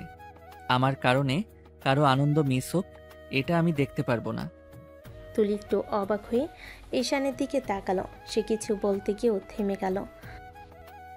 বাবা, কাজের দায়িত্ব থাকতেই পারে, কিন্তু তুই না গেলে তোর বউ যাবে কি করে একা? ও এখন নতুন, ওকে ছেড়ে যাওয়া কি ঠিক হবে? মা, আমি তো তুলির ওপর বিশ্বাস করি। তুলি আমাদের সবার সাথেই খুব ভালোভাবে থাকতে পারবে, আর সবাই তো আছে ওর সাথে, ও একা নয়। তুলি বুকের মধ্যে কেমন করে উঠল। সে কিছুটা অবাক, কিছুটা অস্বস্তিতে গলা খাকারি দিল। কিন্তু তুমি যদি যেতে না পারো তাহলে প্ল্যানটা ক্যান্সেল করে দেই, পরের মাসে সবাই মিলে যাব। না ভাবি, প্লিজ এটা করবেন না। যদি তোমরা না যাও আমি নিজেকে দোষী মনে করব। আমার মনে হবে আমার জন্যই তোমাদের আনন্দ মাটি হয়ে গেল। তোমরা যাও, মজা করো। আর কথা দিচ্ছি, পরের বার তুলি আর আমি তোমাদের সাথে ডাবল প্ল্যান করে যাব। তার স্বর এত দৃঢ় ছিল যে সবাই একে অপরের দিকে তাকালো। কয়েক মুহূর্তের নীরবতা। তারপর বড় ভাই ধীরে মাথা নাড়লেন। ঠিক আছে, যেহেতু তুমি চাইছো আমরা যাই, কিন্তু তোর ওপর রাগ থাকলো। তুই না গেলে আমার মনটাও খারাপ থাকবে। তুলি চুপচাপ বসে আছে। তার মনে অদ্ভুত এক অনুভূতি। ঈশান তাকে এভাবে বিশ্বাস করলো। ওকে সবার সঙ্গে পাঠাচ্ছে, নাকি এর পেছনে অন্য কোনো রহস্য আছে? এই মানুষটা আসলে কি চায়? আমাকে নিজের কাছে রেখে আটকে রাখবে, নাকি মুক্ত করে দিয়েও আমার মনটা নিজের দিকে টেনে নিবে? ঈশান পাশ থেকে তাকিয়ে হালকা চোখ টিপল। তুলি লজ্জা পেয়ে মাথা নিচু করল। টেবিলের আবহাওয়া হালকা হাসি খুশিতে ভরে উঠল। আবারও খাওয়া শেষে সবাই যখন নিচে গল্পে ব্যস্ত, তুলি আস্তে আস্তে উপরে রুমে চলে এলো। দরজা বন্ধ করে একবার শ্বাস ফেল, একটু শান্ত হতে গেল। ঠিক তখনই পেছন থেকে কারোর শক্ত দুহাতে তার কোমর জড়িয়ে ধরল। তুলি চমকে উঠল, গলাটা থেমে গেল কেঁপে। কিন্তু পরের মুহূর্তে বুকের ভেতর ধকধক থেমে গেল, কারণ সে ঈশানের গন্ধ চিনে ফেলেছে। কি করছো তুমি? মানুষ দেখলে কি ভাববে? ঈশান আলতো করে তার কাঁধে থুতনি রেখে বলে, মানুষ ভাবুক আমার বউকে জড়িয়ে ধরছি, এতে কার কি? তুলি তার হাতটা আলগা করতে চাইল, কিন্তু ঈশান আরও শক্ত করে জড়িয়ে ধরল। ঈশান খুব নিচু গলায় যেন একটা অভিযোগ করল। কি জান, আমাকে ছাড়া যেতে পারবে তো? তুলি একটু থমকে গেল, মুখে রাগের ভাব ধরে রাখলো, চোখে যেন অচেতন মায়ার ছায়া। আমি তো প্রথম থেকেই যেতে চাইনি, তুমি নিজেই তো সবাইকে বললে আমাকে নিয়ে যেতে। তাই বলো, তুমি না বলতে পারতে? তো বলতে পারতে আমি আমার স্বামীকে ছাড়া কোথাও যাব না। হো তাই নাকি? তুমি নিজেই পাঠাচ্ছ, আবার এখন উল্টো আমাকে দোষ দিচ্ছ। তোমার কথার মানে কি আসলে? ঈশান এবার তার মুখটাকে ঘুরিয়ে ঠিক নিচের দিকে তাক করলো। মানে খুব সিম্পল, আমি জানতে চাইছিলাম তুমি কি অনুভব করো। একটু হলেও কি আমার জন্য মনটা কাঁপে? আমার থেকে দূরে যাওয়ার কথা শুনে যদি তোমার চোখে জল আসে, তাহলে তো বুঝবো আমি তোমার জীবনের গুরুত্বপূর্ণ মানুষ হয়ে যাচ্ছি। নাটক কম করো প্রিয়, এসব সিনেমার ডায়লগ আমার উপর চলবে না। ঈশান ধীরে ধীরে তার কপালে চুমু দিল। সত্যি জান, তুমি আমার থেকে কয়েকটা দিন দূরে থাকবে। ভাবতেই পারছি না, তোমাকে ছাড়া ঘরটা ফাঁকা লাগবে, ঘুম আসবে না, সকালটা অন্ধকার হয়ে যাবে। এত সমস্যা হলে পাঠাচ্ছ কেন? কারণ ভালোবাসাকে জোর করে আটকে রাখলে সেটা ভালোবাসা থাকে না, বাধা হয়ে যায়। আমি চাই তুমি নিজের মনেই বোঝো তুমি কতটা আমার। যদি এক মুহূর্তের জন্যেও আমার থেকে দূরে গিয়ে মন কাঁদে, আমি সেই কান্না ধরে রাখবো সারা জীবন। তুলির চোখ ভিজে উঠল। মৃদু আবেগে সে শব্দ খুঁজে পেল না, শুধু আস্তে আস্তে বলল, আমি যাচ্ছি না কাঁদতে। সেটা দেখা যাবে জান। সে ধীরে ধীরে তুলিকে বুকে টেনে নিল। তুলিও আর এড়ালো না। পুরো রুম যেন নরম আলোর মতো আবেগে ভরে উঠল। ঈশানের হাঁটুর উপর আস্তে করে বসালো তুলিকে। নরম আলোতে ঘর ভরে আছে একটা অদ্ভুত আবেগে। হঠাৎ ঈশান তার হাত ধরে বলল শান্ত গলায়, এইটা আমার ছোট্ট গিফট, শুধু আমার বউয়ের জন্য। তুলি না বুঝেই তাকিয়ে রইল। ঈশান তার মুঠো খুলে দেখালো একটা সোনালি লকেট, মাঝখানে ছোট্ট করে খোদাই করা I+I&T। ঈশান নিজেই তুলির চুল সরিয়ে তার গলায় লকেটটা পরিয়ে দিল। লকেট স্পর্শ করতে তুলির মন যেন কেমন কেঁপে উঠল। ঈশান মুখটা কাছে এনে ফিসফিস করে বলল, এই লকেটটা তুমি সবসময় গলায় রাখবে। যখনই এটাকে ছুবে মনে হবে আমি ঠিক তোমার পাশে আছি। ভালোবাসি সোনা, আই লাভ ইউ। তুলি হালকা চোখে তাকালো, ঠোঁটে এক চিলতে দুষ্টু হাসি টেনে নাটকীয় ভঙ্গিতে। শোনো, আমি কিন্তু তোমাকে ভালোবাসি না, বুঝলা? ভালো না বাসলে সমস্যা নাই, আস্তে আস্তে কিন্তু ঠিকই বাসবে। আর আজকের রেসপন্স দেখে তো মনে হচ্ছে শুরু হয়েছে ইতিমধ্যে। কথা শেষ না হতেই ঈশান এগিয়ে এসে তুলির ঠোঁট দুটো আঁকড়ে ধরে চুমু খেয়ে ফেলল। আজ তুলি পিছিয়ে গেল না, বরং চোখ বন্ধ করে নীরবে সাড়া দিল। সেই অনুভূতিতে যেন পুরো ঘর নিস্তব্ধ হয়ে গেল। দুজনে হৃদস্পন্দনের এক ছন্দে নাচতে থাকলো। ঈশান ধীরে ধীরে চুমু থেকে সরে গিয়ে তুলির কপালে ঠোঁট ছুঁয়ে বলল, এই রেসপন্সের মানে বুঝো? তুমি আমাকে ভালোবাসতে শুরু করে দিয়েছো।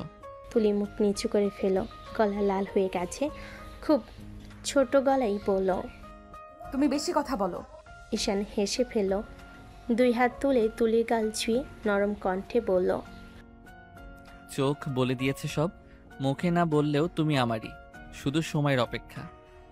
তুলি লজ্জায় গালে হাত দিয়ে বসে পড়ল, লকেটটা হাতে নিয়ে হালকা করে ছুঁয়ে পড়ল। যাই হোক, এটা আমি খুলবো না, তুমি যাই বলো, এটা এখন আমার। ঈশানের চোখ ভিজে উঠল। আনন্দে সে এগিয়ে এসে তুলির কপালে আবারও একটা চুমু দিয়ে বলল, তোমার সব কিছু আমার, আর আমার সব কিছু তোমার। শুধু একটু সময় দাও, একদিন তুমি নিজে থেকেই বলবে, ঈশান আমি শুধু তোমার। কক্সবাজারের বাতাসে লবণের ঘ্রাণ মিশে আছে। ঢেউগুলো যেন একে অপরের এক গল্পে সাগরের বুক থেকে তুলে আনছে সবাই বার সবাই গাড়ি থেকে নামতেই সাগরের নীল জলরাশি চোখ ধাঁধানো সৌন্দর্য ঝলমল করে উঠল। আরু লাফাতে লাফাতে বলল, ও মাই গড, এটা তো মনে হচ্ছে পোস্টকার্ড থেকে বের হয়ে আসা কোনো দৃশ্য। চলো সবাই আগে হোটেলে চেক ইন করি, তারপরে নিচে নামবো।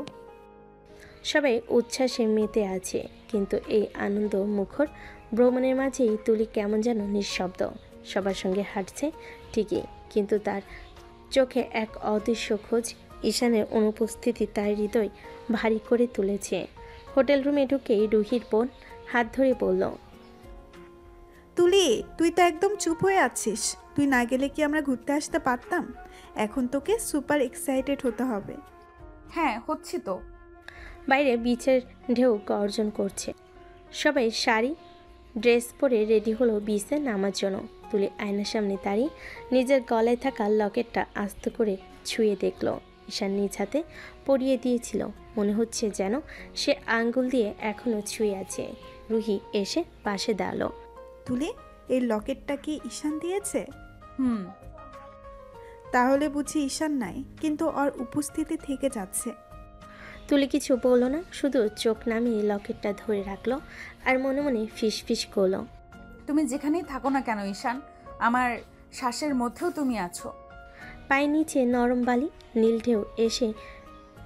নীল ঢেউ দৌড়ে এসে পায়ের কাছে এসে থেমে যাচ্ছে। রুহি ভাবি সবাই ছবি তুলছে, ভিডিও করছে, হাসছে। তুলি হাসছে, কথা বলছে, কিন্তু সেই হাসির মধ্যেও একটা শূন্যতা স্পষ্ট। ঈশানের দেওয়া লকেট হাওয়ায় দুলে উঠতেই তার বুক কেঁপে গেল। এখন যদি সে হুট করে পেছন থেকে এসে বলে, বউ সাবধানে হাঁটো, ঢেউ পড়ে গেলে কিন্তু তোমাকে আমাকেই বাঁচাতে হবে। এই কল্পনাতেই তুলির চোখ ভিজে ওঠার অপ্রকম। তুলি পাশে এসে জিজ্ঞেস করলো, তুলি, তুই ঠিক আছিস তো? সমুদ্রের ঢেউগুলোকে দেখে কেমন আসছে যাচ্ছে, ঠিক আমার মনের মতো। কেউ আসছে, কেউ নেই, কিন্তু কারোর অভাব এত গভীর যে ঢেউয়ের শব্দেও তার নাম শুনতে পাচ্ছি। তুই কি ঈশানকে মিস করছিস? তুলি কোনো উত্তর দিল না, শুধু গলে থাকা লকেটটা দু হাতে ধরে চোখ বন্ধ করলো। সমুদ্রের শব্দে মিলিয়ে যাওয়া এক নীরব স্বীকারোক্তি। ভালোবাসি তোমাকে ঈশান, এতটাই যে তোমার অনুপস্থিতিতেও তুমি আমার প্রতিটি মুহূর্তে উপস্থিত। সন্ধ্যা নেমে গেছে, তুলিকে কেউ খুঁজে পাচ্ছে না হোটেলে। তুলির বোন কান্না করছে, ঈশানের বাবা মা অস্থির হয়ে গেছে। ঈশানকে বারবার ফোন করছে ঈশানের ভাই, কিন্তু ঈশান ফোন তুলছে না। তুলি বাধা আছে একটা গোডাউনে। পিটপিট করে চোখ খুলে সে অন্ধকার দেখতে পেল। আস্তে আস্তে তার সামনে পরিষ্কার হতে থাকলো। সামনে তাকিয়ে যা দেখে তাতে সে হতভম্ব হয়ে যায়। সামনে দাঁড়িয়ে আছে তার মা বাবা, কিন্তু তাদের হাতে পিস্তল। এটা দেখে তুলি বাখারা, কি হচ্ছে কিছুই বুঝতে পারছে না সে। তুলির বাবা বলল, যাক, এতক্ষণে চোখ খুলেছে তাহলে। তোমরা আমাকে এখানে আটকে রেখেছো কেন? আমি তো কিছুই বুঝতে পারছি না। বুঝবে, আগে এই কাগজটাতে সই করো তো। কিসের পেপার এটা? সম্পত্তির, তোমার পুরো সম্পত্তি তুমি আমাদের নামে লিখে দিচ্ছ। কি সব উল্টাপাল্টা কথা বলছো তোমরা? আমার নামে আবার সম্পত্তি আসবে কোথা থেকে? সব তো তোমারই। তুমি ভুল জানো তুলি সোনা, কিচ্ছু আমাদের না, সবই তোমার। আর আমরাও তোমাদের বাবা মা না। কি কথা বলছো বলো তো? কিছুই বুঝতে পারছি না। তোমরা কি দিনে দুপুরে পাগল হয়ে গেলে নাকি? পাগল হয়নি তুলি, ওনারা ঠিকই বলেছেন। ওনারা তোমার বাবা মা না। ঈশান, তুমি এখানে? হ্যাঁ, আমাকে তো আসতেই হতো, না হলে এনাদের প্ল্যান ভেস্তে দিতাম কিভাবে। তোমরা সবাই কি বলছো? সবই আমার মাথার উপর দিয়ে যাচ্ছে। আমি তোমাকে সব বুঝিয়ে বলছি। এনারা তোমার বাবা মা না, এনারা তোমার বাবা মার খুনি, যে তোমার বাবা মাকে মেরেছে তোমাদের সম্পত্তির জন্য। কিন্তু মারার পরে জানতে পেরেছে সম্পত্তি সব তোমার নামে, তাই ওনারা এতদিন তোমাকে বাঁচিয়ে রেখেছিল। কি বলছো ঈশান? এটা তুমি হতে পারে না। এটাই হয়েছে তুলি। আমি যখন ভাবিকে আনতে একদিন তোমাদের বাসায় যাই, তখন আমি এদের গোপন কথা শুনে ফেলি। তাই তো আমাদের পুলিশ অফিসার একজন সিয়ামকে তোমার বয়ফ্রেন্ড হতে বলি, যাতে সবসময় তোমাকে দেখে শুনে রাখতে পারে। মানে কি বলছো তুমি? সিয়াম পুলিশ? হ্যাঁ, ওই দেখো সিয়াম এসেছে। ও এই কাজ আমাকে প্রচুর সাহায্য করেছে। তুমি কোথায় যাও কি করো সবসময় নজরে রেখেছে, আমাকে সাথে সাথে ইনফর্ম করেছে। যখন সিয়াম আমাকে জানালো তোমাকে মারার পরিকল্পনা করছে, সম্পত্তি লিখে নিবে, তখন আমি তোমাকে জোর করে বিয়ে করে আমাদের বাড়িতে নিয়ে আসি। আমি জানি আমাদের বাড়ি পর্যন্ত ওরা পৌঁছাতে পারবে না, হলো সেটাই। ওরা আমাদের বাড়ি পর্যন্ত পৌঁছাতে পারেনি, কিন্তু ওরা যখন জানতে পারলো তুমি কক্সবাজার আসছো, তখন ওরা টার্গেট করলো তোমাকে। আমিও তাই তোমার গলায় লকেটের নামে চিপ রেখে দিলাম, যাতে তোমাকে সহজে ট্র্যাক করে আমরা খুঁজে পাই। এত কাণ্ড হয়ে গেল, আমি জানতেও পারলাম না। সব সত্য না জানাই ভালো তুলি, কিছু সত্য মানুষকে আঘাত দেয়। পুলিশ আশপাশ দিয়ে ঘিরে ফেলেছে তুলি বাবা মাকে। ওদের দুজনে রাগ হয়ে গেল। ওরা কিছুতেই ছাড়বে না ঈশানকে। তুলি বাবা রেগে বলল, তোর জন্য আমাদের সমস্ত প্ল্যান ভেস্তে গেছে, তোকে আমি ছাড়বো না। ঈশান মাত্রই তুলির হাতে পায়ে বাঁধন খুলে উঠে দাঁড়িয়েছে। সে মুহূর্তেই তুলির বাবা গুলি ছুঁল। গুলির শব্দ পেয়ে তুলি চমকে উঠল। সে দ্রুত সামনে এসে দাঁড়ালো ঈশানের, আর অমনি গুলিটা তুলির শরীর ক্ষত বিক্ষত করে দিল। একটা করে থামলো না, পরপর 3-4টা গুলি করলো। তুলি বুকটা ঝাঁঝা হয়ে গেল। ঈশান হতভম্ব হয়ে গেল, চিৎকার করে উঠল।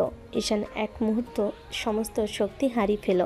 সে চিৎকার করে উঠল, কানে কিঞ্চিত ধর আওয়াজ। তার নিজেরই অবস্থান মনে হলো। সে সোজা লাফিয়ে উঠল, তির্যকভাবে বাবা মায়ের দিকে ছুটে গিয়ে কাঁধে মারল। আপনি কি করলেন তুলি? কেন? সিয়াম, সিয়াম, তুলি গুলিবিদ্ধ হয়েছে, ওদের গ্রেপ্তার করো। আমি তুলিকে হাসপাতালে নিয়ে যাচ্ছি। তার কণ্ঠ এতটাই ভাঙ্গা ছিল যে ফোনের ওপাশে থাকা সিয়ামও মুহূর্তেই বুঝে গেল তার কি করতে হবে। সিয়াম অন্য কনস্টেবলদের আদেশ করল, গ্রেপ্তার করো। কণ্ঠে কঠোর আদেশ। তুলি বাবা মাকে পুলিশের হাতে কবজা পড়ল। মায়ের চোখে যে আগ্রহ ছিল সেটা নির্মম দ্বন্দ্বে বদলে গেল। ঈশান তুলিকে কাঁধে তুলেছে। তার গায়ে তুলি, গলা দিয়ে রক্তের দাগ। সে ছুটছে লবি দিয়ে হোটেলের সামনে রাস্তা ধরে। তার ছুটে চলা পা ও মন যেন একটাই জাগরণে বাঁধা, তুলিকে বাঁচাতে হবে। সিয়াম সবাইকে খবর দিয়েছে। রুহি পিছনেই ছুটে আসছে, সারা শরীর কেঁপে কেঁপে। সামনের রাস্তায় সিয়াম গাড়ি ডাকছে, চোখ খুলো তুলি, তুমি আমার কাছে ফিরে আসো। তার কণ্ঠে ছিল ভাঙ্গাপূর্ণ সব আশা। তুলি অবচেতন নয়, কিন্তু মুখ লাল, তার শ্বাস কাঁপছে নরম। রক্ত সরল স্রোতের মতো। ডাক্তাররা অ্যাম্বুলেন্সে কাজ শুরু করে। হাসপাতালে পৌঁছাতে ER-এর দরজা খুলে যায়। ডক্টর, নার্স সব মিলে এক ঝাঁক কাজ শুরু করে। ঈশান ছুটে এসে ভর্তি কাগজে স্বাক্ষর দিল। তারপর আর কিছুই কাঁধে নিচ্ছে না। তার কণ্ঠ কেবল একটাই শব্দ বলল, আবার কাঁদতে কাঁদতে, তুলি, তুলি, তুলি। তার চোখে অস্থিরতা। তার একাত্মাকে তবু একাত্মা, সে ওকে ছাড়বে না। ডাক্তাররা ধীরে ধীরে এক একে রিপোর্ট দিল। প্রাথমিক অবস্থায় রক্তস্রোত নিয়ন্ত্রণ করা হয়েছে, অস্ত্রোপচারের প্রয়োজন হতে পারে, রক্ত দেন। আমি সবটা করব। রক্ত, ডাক্তার যা যা লাগবে বলেন, আমি দিতে প্রস্তুত। ওকে বাঁচাতে হবে। তার হাত কাঁপছে, তবে চোখে এক অদম্য দৃঢ়তা। রুহি ভিতরে ধাক্কা লাগিয়ে বসে কাঁদে। শ্যাম পুলিশের ইউনিফর্মে দাঁড়িয়ে দেখে নাই পুরো পরিস্থিতি। অপারেশন রুমের দরজা ধীরে ধীরে বন্ধ হয়। ডাক্তাররা ভিতরে ঢুকলো। ঈশান বাইরে দাঁড়িয়ে কপালে হাত রেখে বলল, আমি এখানে আছি তুলি, একা নাও। বাতাসে হাসপাতালে অপারেশন থিয়েটারে লাল আলোটা এক মুহূর্তে নিভে গেল। সবার নিঃশ্বাস বন্ধ করে দাঁড়িয়েছিল। ডাক্তার ধীরে ধীরে দরজা খুলে বের হলেন। মুখে তার ক্লান্তি, চোখে ভারী নীরবতা, কপালে হালকা ঘাম জমেছে, কণ্ঠ যেন ভারী হয়ে আসছে। ডাক্তারের ঠোঁট কাঁপতে কাঁপতে শব্দ ফুটল, আমরা ওনাকে বাঁচাতে পারিনি। মুহূর্তে যেন পুরো করিডোর কেঁপে উঠল। রুহি নিজের মাথায় হাত দিয়ে চিৎকার করে উঠল, না না ডাক্তার, আপনি মিথ্যা বলছেন। আমার বোন বাঁচবে, আমার বোন মরে নাই। ঈশানের ভাই কাঁপতে থাকা রুহিকে জড়িয়ে ধরে কাঁদছে। ঈশান মা কুরআন হাতে দাঁড়িয়েছিলেন। তার ঠোঁটে সুরা পড়ার শব্দ থেমে গেল। বাবার চোখ থেকে এক ফোঁটা জল গড়িয়ে নামলো। এই চোখ এত বছর কেন আবেগ দেখেনি। ডাক্তার আরও কথাটি শেষ করলেন। ওনার হার্টের উপর পরপর 4টি বুলেট লেগেছে। হার্ট সম্পূর্ণ ছিদ্র হয়ে গেছে। আমরা সর্বোচ্চ চেষ্টা করেছি, ওনাকে ফিরিয়ে আনা অসম্ভব ছিল। ডাক্তার কথা শেষ করতে ঈশান যেন হঠাৎ নিজের ভেতর থেকে কারো ডাকে ছুটে গেল। সে সোজা দৌড়ে ঢুকে গেল অপারেশন থিয়েটারে। নার্সটা থামাতে গেলেও সে কারো কথা শুনল না। ওখানে তুলি সাদা চাদরে ঢাকা নিথর, মুখে শান্তি, কিন্তু সেই চোখ দুটো আর কখনো খুলবে না। ঈশান চাদরটা এক ঝটকায় সরিয়ে তুলির মুখটা দুহাতে তুলে নিল, যেন পৃথিবী থমকে গেল। এক অদ্ভুত নীরবতায় চারপাশে বিস্ফোরিত হলো। তারপর শুরু হলো এক প্রলয়। তুলি, ওঠো। তুলি, আমি এসেছি। তার গলা শিরা ফেটে যাচ্ছে, চোখে জল রক্তের মতো ঝরছে। তুমি না বলেছিলে তুমি আমাকে ঘৃণা করো, ঠিক আছে, কিন্তু তুমি তো আমাকে একবার বলবে, একবার জান তুমি আমাকে ভালোবাসো। সে তুলির ঠোঁটের কাছে কেঁপে কেঁপে মুখ রাখলো। এখন তো আর কেউ থামাবে না, এখন তো তুমি ঘৃণাও করবে না। উঠে বলো প্লিজ, আমি শুনতে চাই আমি তোমাকে ভালোবাসি ঈশান। এই শব্দটাই তো আমি বেঁচে থাকার জন্য চেয়েছিলাম। কোনো উত্তর নেই, শুধু নিস্তব্ধতা। ঈশান তার বুকের উপর মাথা রাখলো। আমার ধুকপোকানি চলছে, আর তুমি নেই। তুমি কিভাবে পারলে আমাকে ফেলে চলে যেতে? আমি কার জন্য বাঁচবো তুলি? আমার স্বপ্নগুলো এখন কার হবে? তুমি আমাকে শাস্তি দিলে, কিন্তু এত বড় শাস্তি কেন? তার কান্না থামছে না, কণ্ঠ ফেটে গেছে। সে তুলির কপালে চুমু দিল। তুমি তো বলনি, তুমি তো এখনো আমাকে ভালোবাসি বলনি। তাহলে কি আমি সারা জীবন অপেক্ষা করব? যেদিন আমি মরব সেই দিন তুমি এসে বলবে? রুহি মাটিতে লুটিয়ে কান্না করছে, চিৎকার করে বলছে, আমি কার কাছে যাব এখন?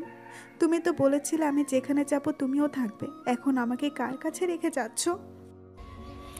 ঈশানের বাবা মাথা নিচু করে চোখের জল লুকোতে পারছে না। তার বুকও এক অদ্ভুত হাহাকার। হাসপাতালের দেওয়াল কাঁপতে কাঁপতে যেন ফিসফিস করে বলছে, একটা অসমাপ্ত ভালোবাসার শব্দ। সব থেমে গেল, সব প্রশ্নের উত্তর শূন্য হয়ে গেল।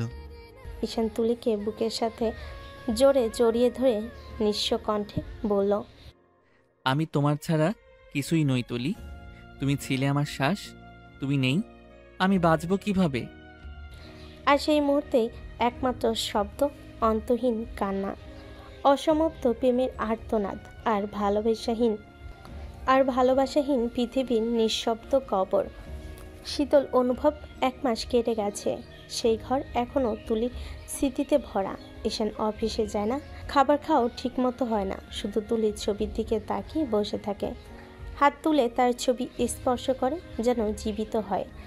আর চোখে এক গভীর শূন্যতা, মনে একটিমাত্র অনুভূতি, তুলি নেই। ঈশান রুমে ধীরে ধীরে ঈশানের ভাবি ঢুকে এলেন, মুখে গভীর শোক, চোখে অনুভূতির আভা।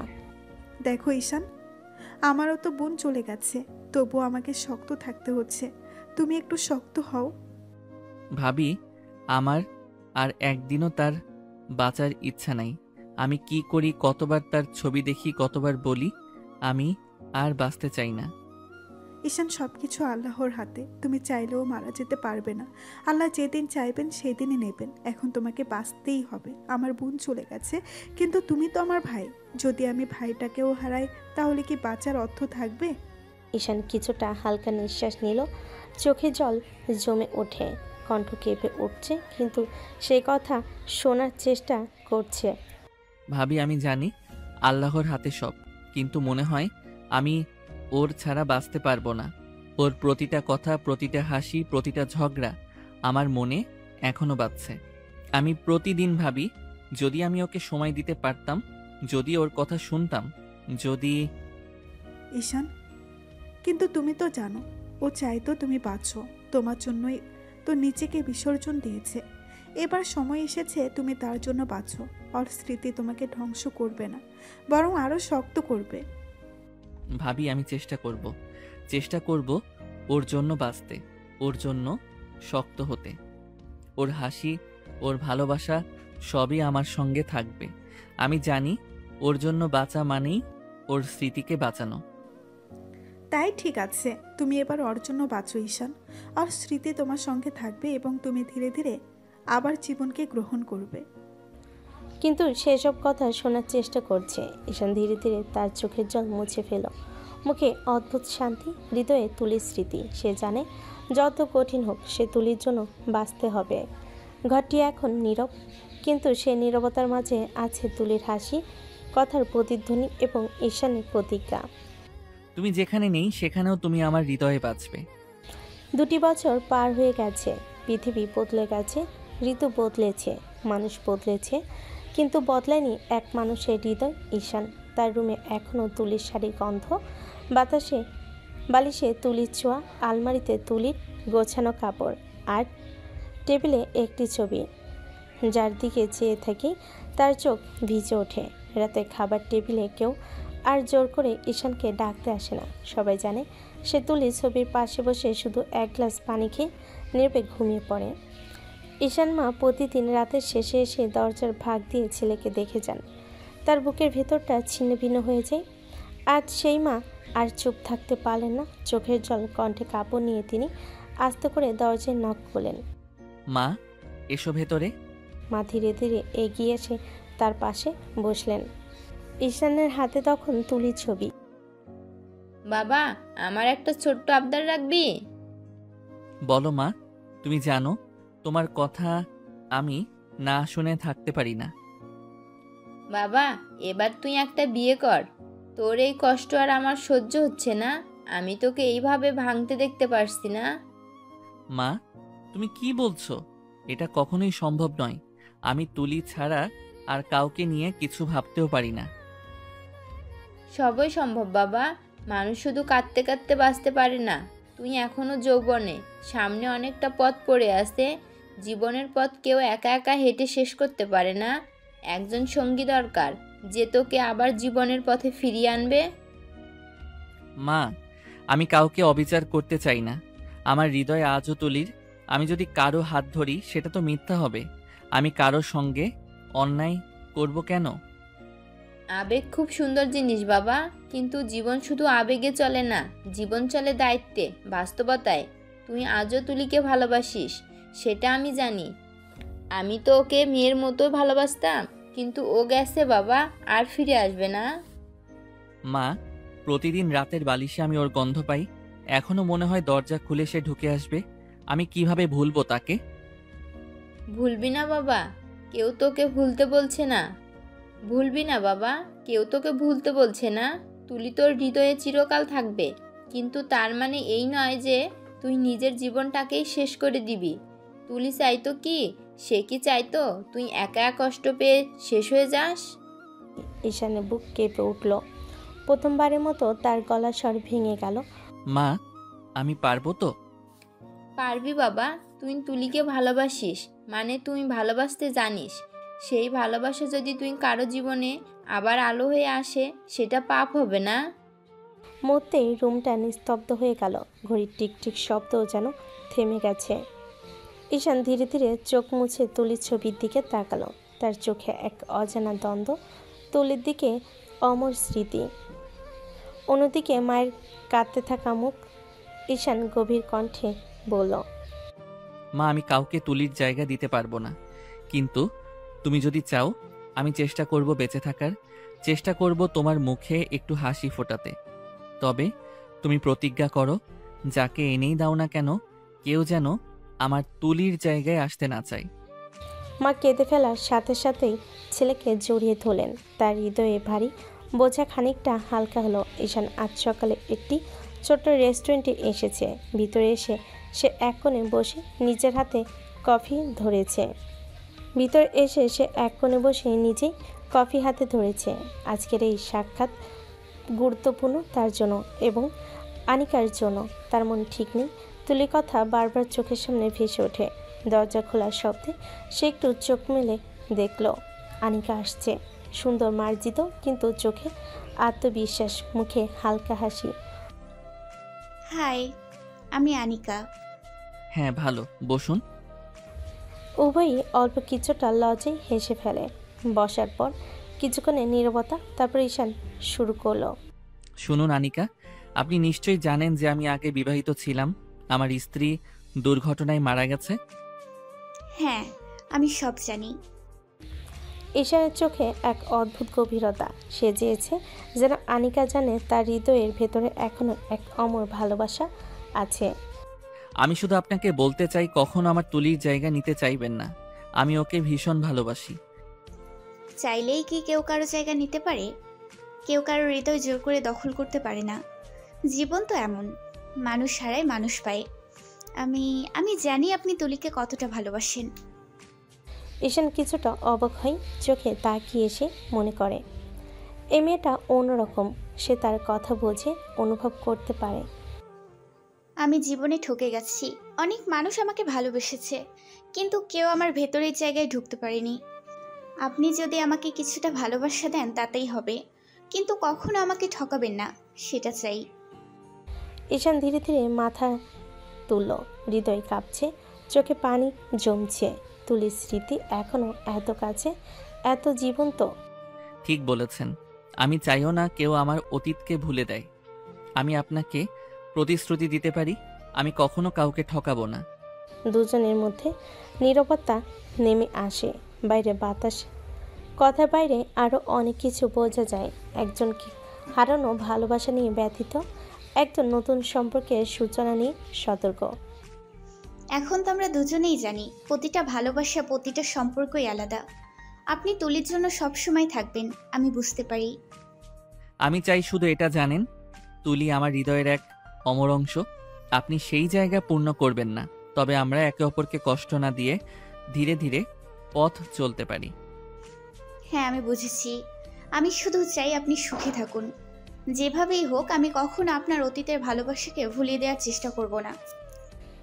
1 মাস ধরে ঈশান এবং আনিকার মধ্যে ধীরে ধীরে বন্ধুত্ব গড়ে উঠেছে, কিন্তু ঈশানের মনে তুলি সবসময়ের মতো বেঁচে আছে।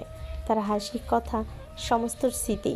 এই 1 মাসে আনিকা বুঝেছে ঈশানের হৃদয় এখনও অতীতে ভালোবাসায় আবদ্ধ।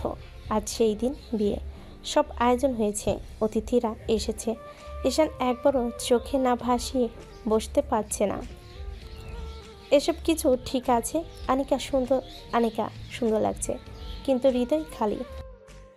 ঈশান, তুমি কি ঠিক আছো? এত সময় ধরে কিছু বলনি। হ্যাঁ আছি, শুধু ভাবছি আমার হৃদয় কেন এত খালি খালি লাগছে। আনিকা বুঝতে পারল ঈশানের মনে এখনও কেউ জীবন্ত। বিয়ের আনুষ্ঠানিকতা শেষ হলো। ঈশান আনিকাকে হাতে ধরে ঘরে নিয়ে গেল। বাসরের সাজানো কক্ষে জ্বলছে ফুলে ভরা। ঈশান, তুমি নীরব কেন? জানো, আমি চেয়েছি এই মুহূর্তটা তোমার সাথে ভাগ করতে, কিন্তু মনে পড়ছে তুলি। আমার চোখে বারবার তার ছবি ভেসে আসে। আনিকা কিছু না বলে মাথা হেলালো। সে বুঝে গিয়েছে কোনো কথাই এখন দরকার নেই। ঈশান আনিকাকে ধীরে ধীরে কোলে নিয়ে বসলো। ঘরে নীরবতা, শুধু মৃদু বাতাসে শব্দ আর দূরে বাজতে থাকা মিউজিক। ঈশান জানতে চাইল কিভাবে এই রাতে তারা একে অপরের পাশে থাকবে। জানো, আমি কখনো কাউকে জোর করে মনে রাখতে পারি না, কিন্তু আজ রাতে আমি শুধু চাই তুমি আমার পাশে থাকো। আমি আছি। আমি জানি তুমি আমার কাছে আছো, কিন্তু তোমার মন কোথাও হারিয়ে গেছে। ঈশান আনিকাকে ধীরে ধীরে কাছে টেনে বসলো। তার হাত কাঁপছে, চোখ ভিজছে। আমি তোমাকে অনুভব করতে চাই, তবে মনে রেখো আমার হৃদয় এখনো তুলির জন্য বাঁচে। আনিকা শান্তভাবে মাথা নাড়ল। সে জানে ঈশান তাকে ভালোবাসার চেষ্টা করছে, কিন্তু অতীতের ভালোবাসা সহজে ভুলে যাওয়া যায় না। বাসের ঘরটি নিঃশব্দে ভরা, প্রেম, স্মৃতি এবং আবেগের মধ্যে। ঈশান ও আনিকা একে অপরকে অল্প ছুঁয়ে দেখল। ধীরে ধীরে একে অপরের স্পর্শে অভ্যস্ত হতে শুরু করলো। জানো, আজ তুমি আমার সঙ্গী, কিন্তু আমার হৃদয়ে কেউ বাঁচে তুলি। আমি জানি, তাই তো আমি কোনোদিন তোমার অতীতের জায়গা নেব না। আমি শুধু তোমার বর্তমান ভবিষ্যৎ হতে চাই। অতীত না হয় তুলি আপুকে ঘিরেই থাক। মৃদু আলোয় ভরা কক্ষ, মেঝেতে গোলাপের পাপড়ি বিছানো, জানালার পর্দা হালকা দুলছে বাতাসে।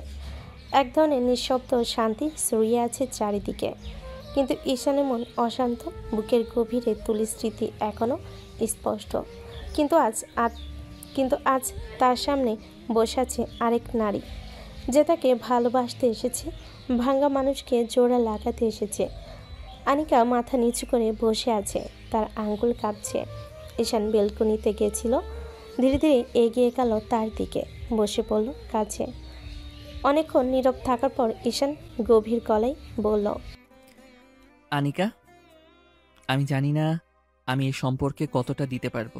আমি চেষ্টা করব, কিন্তু যদি কোনোদিন তুলির স্মৃতি মনে এসে আমাকে দুর্বল করে, যদি আমি তোমার কষ্টের কারণ হই, তুমি আমাকে দূরে ঠেলে দিও না, প্লিজ। আনিকা ধীরে ধীরে মাথা তুলল, তাকালো ঈশানের চোখের দিকে, চোখে গভীর ভালোবাসা। আমি কেন তোমাকে দূরে ঠেলে দিব? তুলি তোমার অতীত, আর আমি তোমার বর্তমান। আমি তোমার সাথে থাকতে চাই তোমাকে সম্পূর্ণ বুঝে। তুলি আপুকে ভালোবেসেছ, সেটা আমার কাছে গর্বের। কারণ যে মানুষ এত গভীরভাবে কাউকে ভালোবাসতে পারে, সেও একদিন আমাকে ভালোবাসতে পারবে, শুধু সময় লাগবে। ঈশান হতবাক হয়ে তাকিয়ে রইল, তার হৃদয়টা কেঁপে উঠল। সে হাত বাড়িয়ে আনিকার হাত ধরল। তুমি আমাকে এভাবে বুঝলে, আমি হয়তো সত্যি আবার বাঁচতে পারবো। আনিকা ধীর পায়ে ঈশানের কাছে এগিয়ে এলো। কিভাবে চোখে চোখ পড়তেই যেন কক্ষের বাতাস নিঃশব্দে ভারী হয়ে উঠল। আনিকা, আমি তোমাকে কষ্ট দিতে চাই না। তুমি আমার একমাত্র স্বামী, তোমাকে ভালোবাসা আমার ইবাদত। ঈশানের দৃষ্টি নরম হয়ে গেল। সে আস্তে করে আনিকার মুখ দুহাতে তুলে আলতো করে তার ঠোঁটে ঠোঁট ছুঁয়ে দিল। প্রথমে স্নিগ্ধ, ধীরে ধীরে অনুভূতি ঢেউ বেড়ে উঠতে লাগলো। আনিকা চোখ বন্ধ করে নিজেকে সমর্পণ করল। তার হৃদয় স্পন্দন দ্রুত হচ্ছিল। ঈশানের ঠোঁট যখন আনিকার ঠোঁট ছুঁই ছুঁই, তার মনে হঠাৎ তুলির মুখ ভেসে উঠল। চোখের কোণায় পানি জমে উঠেছিল, কিন্তু আনিকার স্পর্শে তার উষ্ণ দম ঈশানের বুকের ভেতরে শূন্যতাকে ধীরে ধীরে ঢেকে দিচ্ছিল। যদি কাঁদতে মন করে কাঁদবেন, আমি আছি। ঈশান চোখ বন্ধ করে কপাল ঠেকালো আনিকার কপালে। তার গলা কেঁপে উঠল। আনিকা, তুমি কি আমাকে আবার নতুন করে বাঁচতে সাহায্য করবে? আমি তোমার জীবন সঙ্গী, তোমার বেদনা আমার, তোমার সুখ আমার। আজ থেকে আমি শুধু তোমাকে ভালোবাসবো, সম্পূর্ণ হৃদয় দিয়ে। ঈশান নিজেকে আটকে রাখতে পারল না। সে আনিকাকে জড়িয়ে ধরল বুকের কাছে। আনিকার হৃদয়ে ধুকপুক করে উঠল। ঈশান আলতো চুমু দিল আনিকার গলায়, কানে কাঁধে। আনিকা কেঁপে উঠল, আর ঈশানের হাত কাঁধ জড়িয়ে গেল। তুলির স্মৃতি ঈশানের হৃদয়ে ঠিকই ছিল, কিন্তু আজকের এই স্পর্শে, এই ভালোবাসায়, অঙ্গীকারে সেই স্মৃতি ব্যথা ধীরে ধীরে কোমল হয়ে উঠছিল। আনিকার আঁচল ঈশান নতুন এক শান্তি খুঁজে পেল। আনিকার আঁচলে ঈশান এক নতুন শান্তি খুঁজে পেল। দুজন ধীরে ধীরে একে অপরের মাঝে হারিয়ে যেতে লাগলো। বাতাস ভেসে চলল, ফুলের সুবাস নিঃশব্দ। আলো নিচে এক নতুন সম্পর্কের জন্ম হলো, যেখানে প্রেমের শুরুটা হলো স্মৃতি আর বর্তমানের মিশ্রণে। তুলি, আজ তোমার পাশাপাশি আমার মনে আরও একটা নাম যোগ হলো, সেটা আনিকা। তুমি ভেবো না সে আমার জায়গা নিচ্ছে। সে শুধু আমার মনে একটা কোণে নিজেকে খুঁজে নিচ্ছে।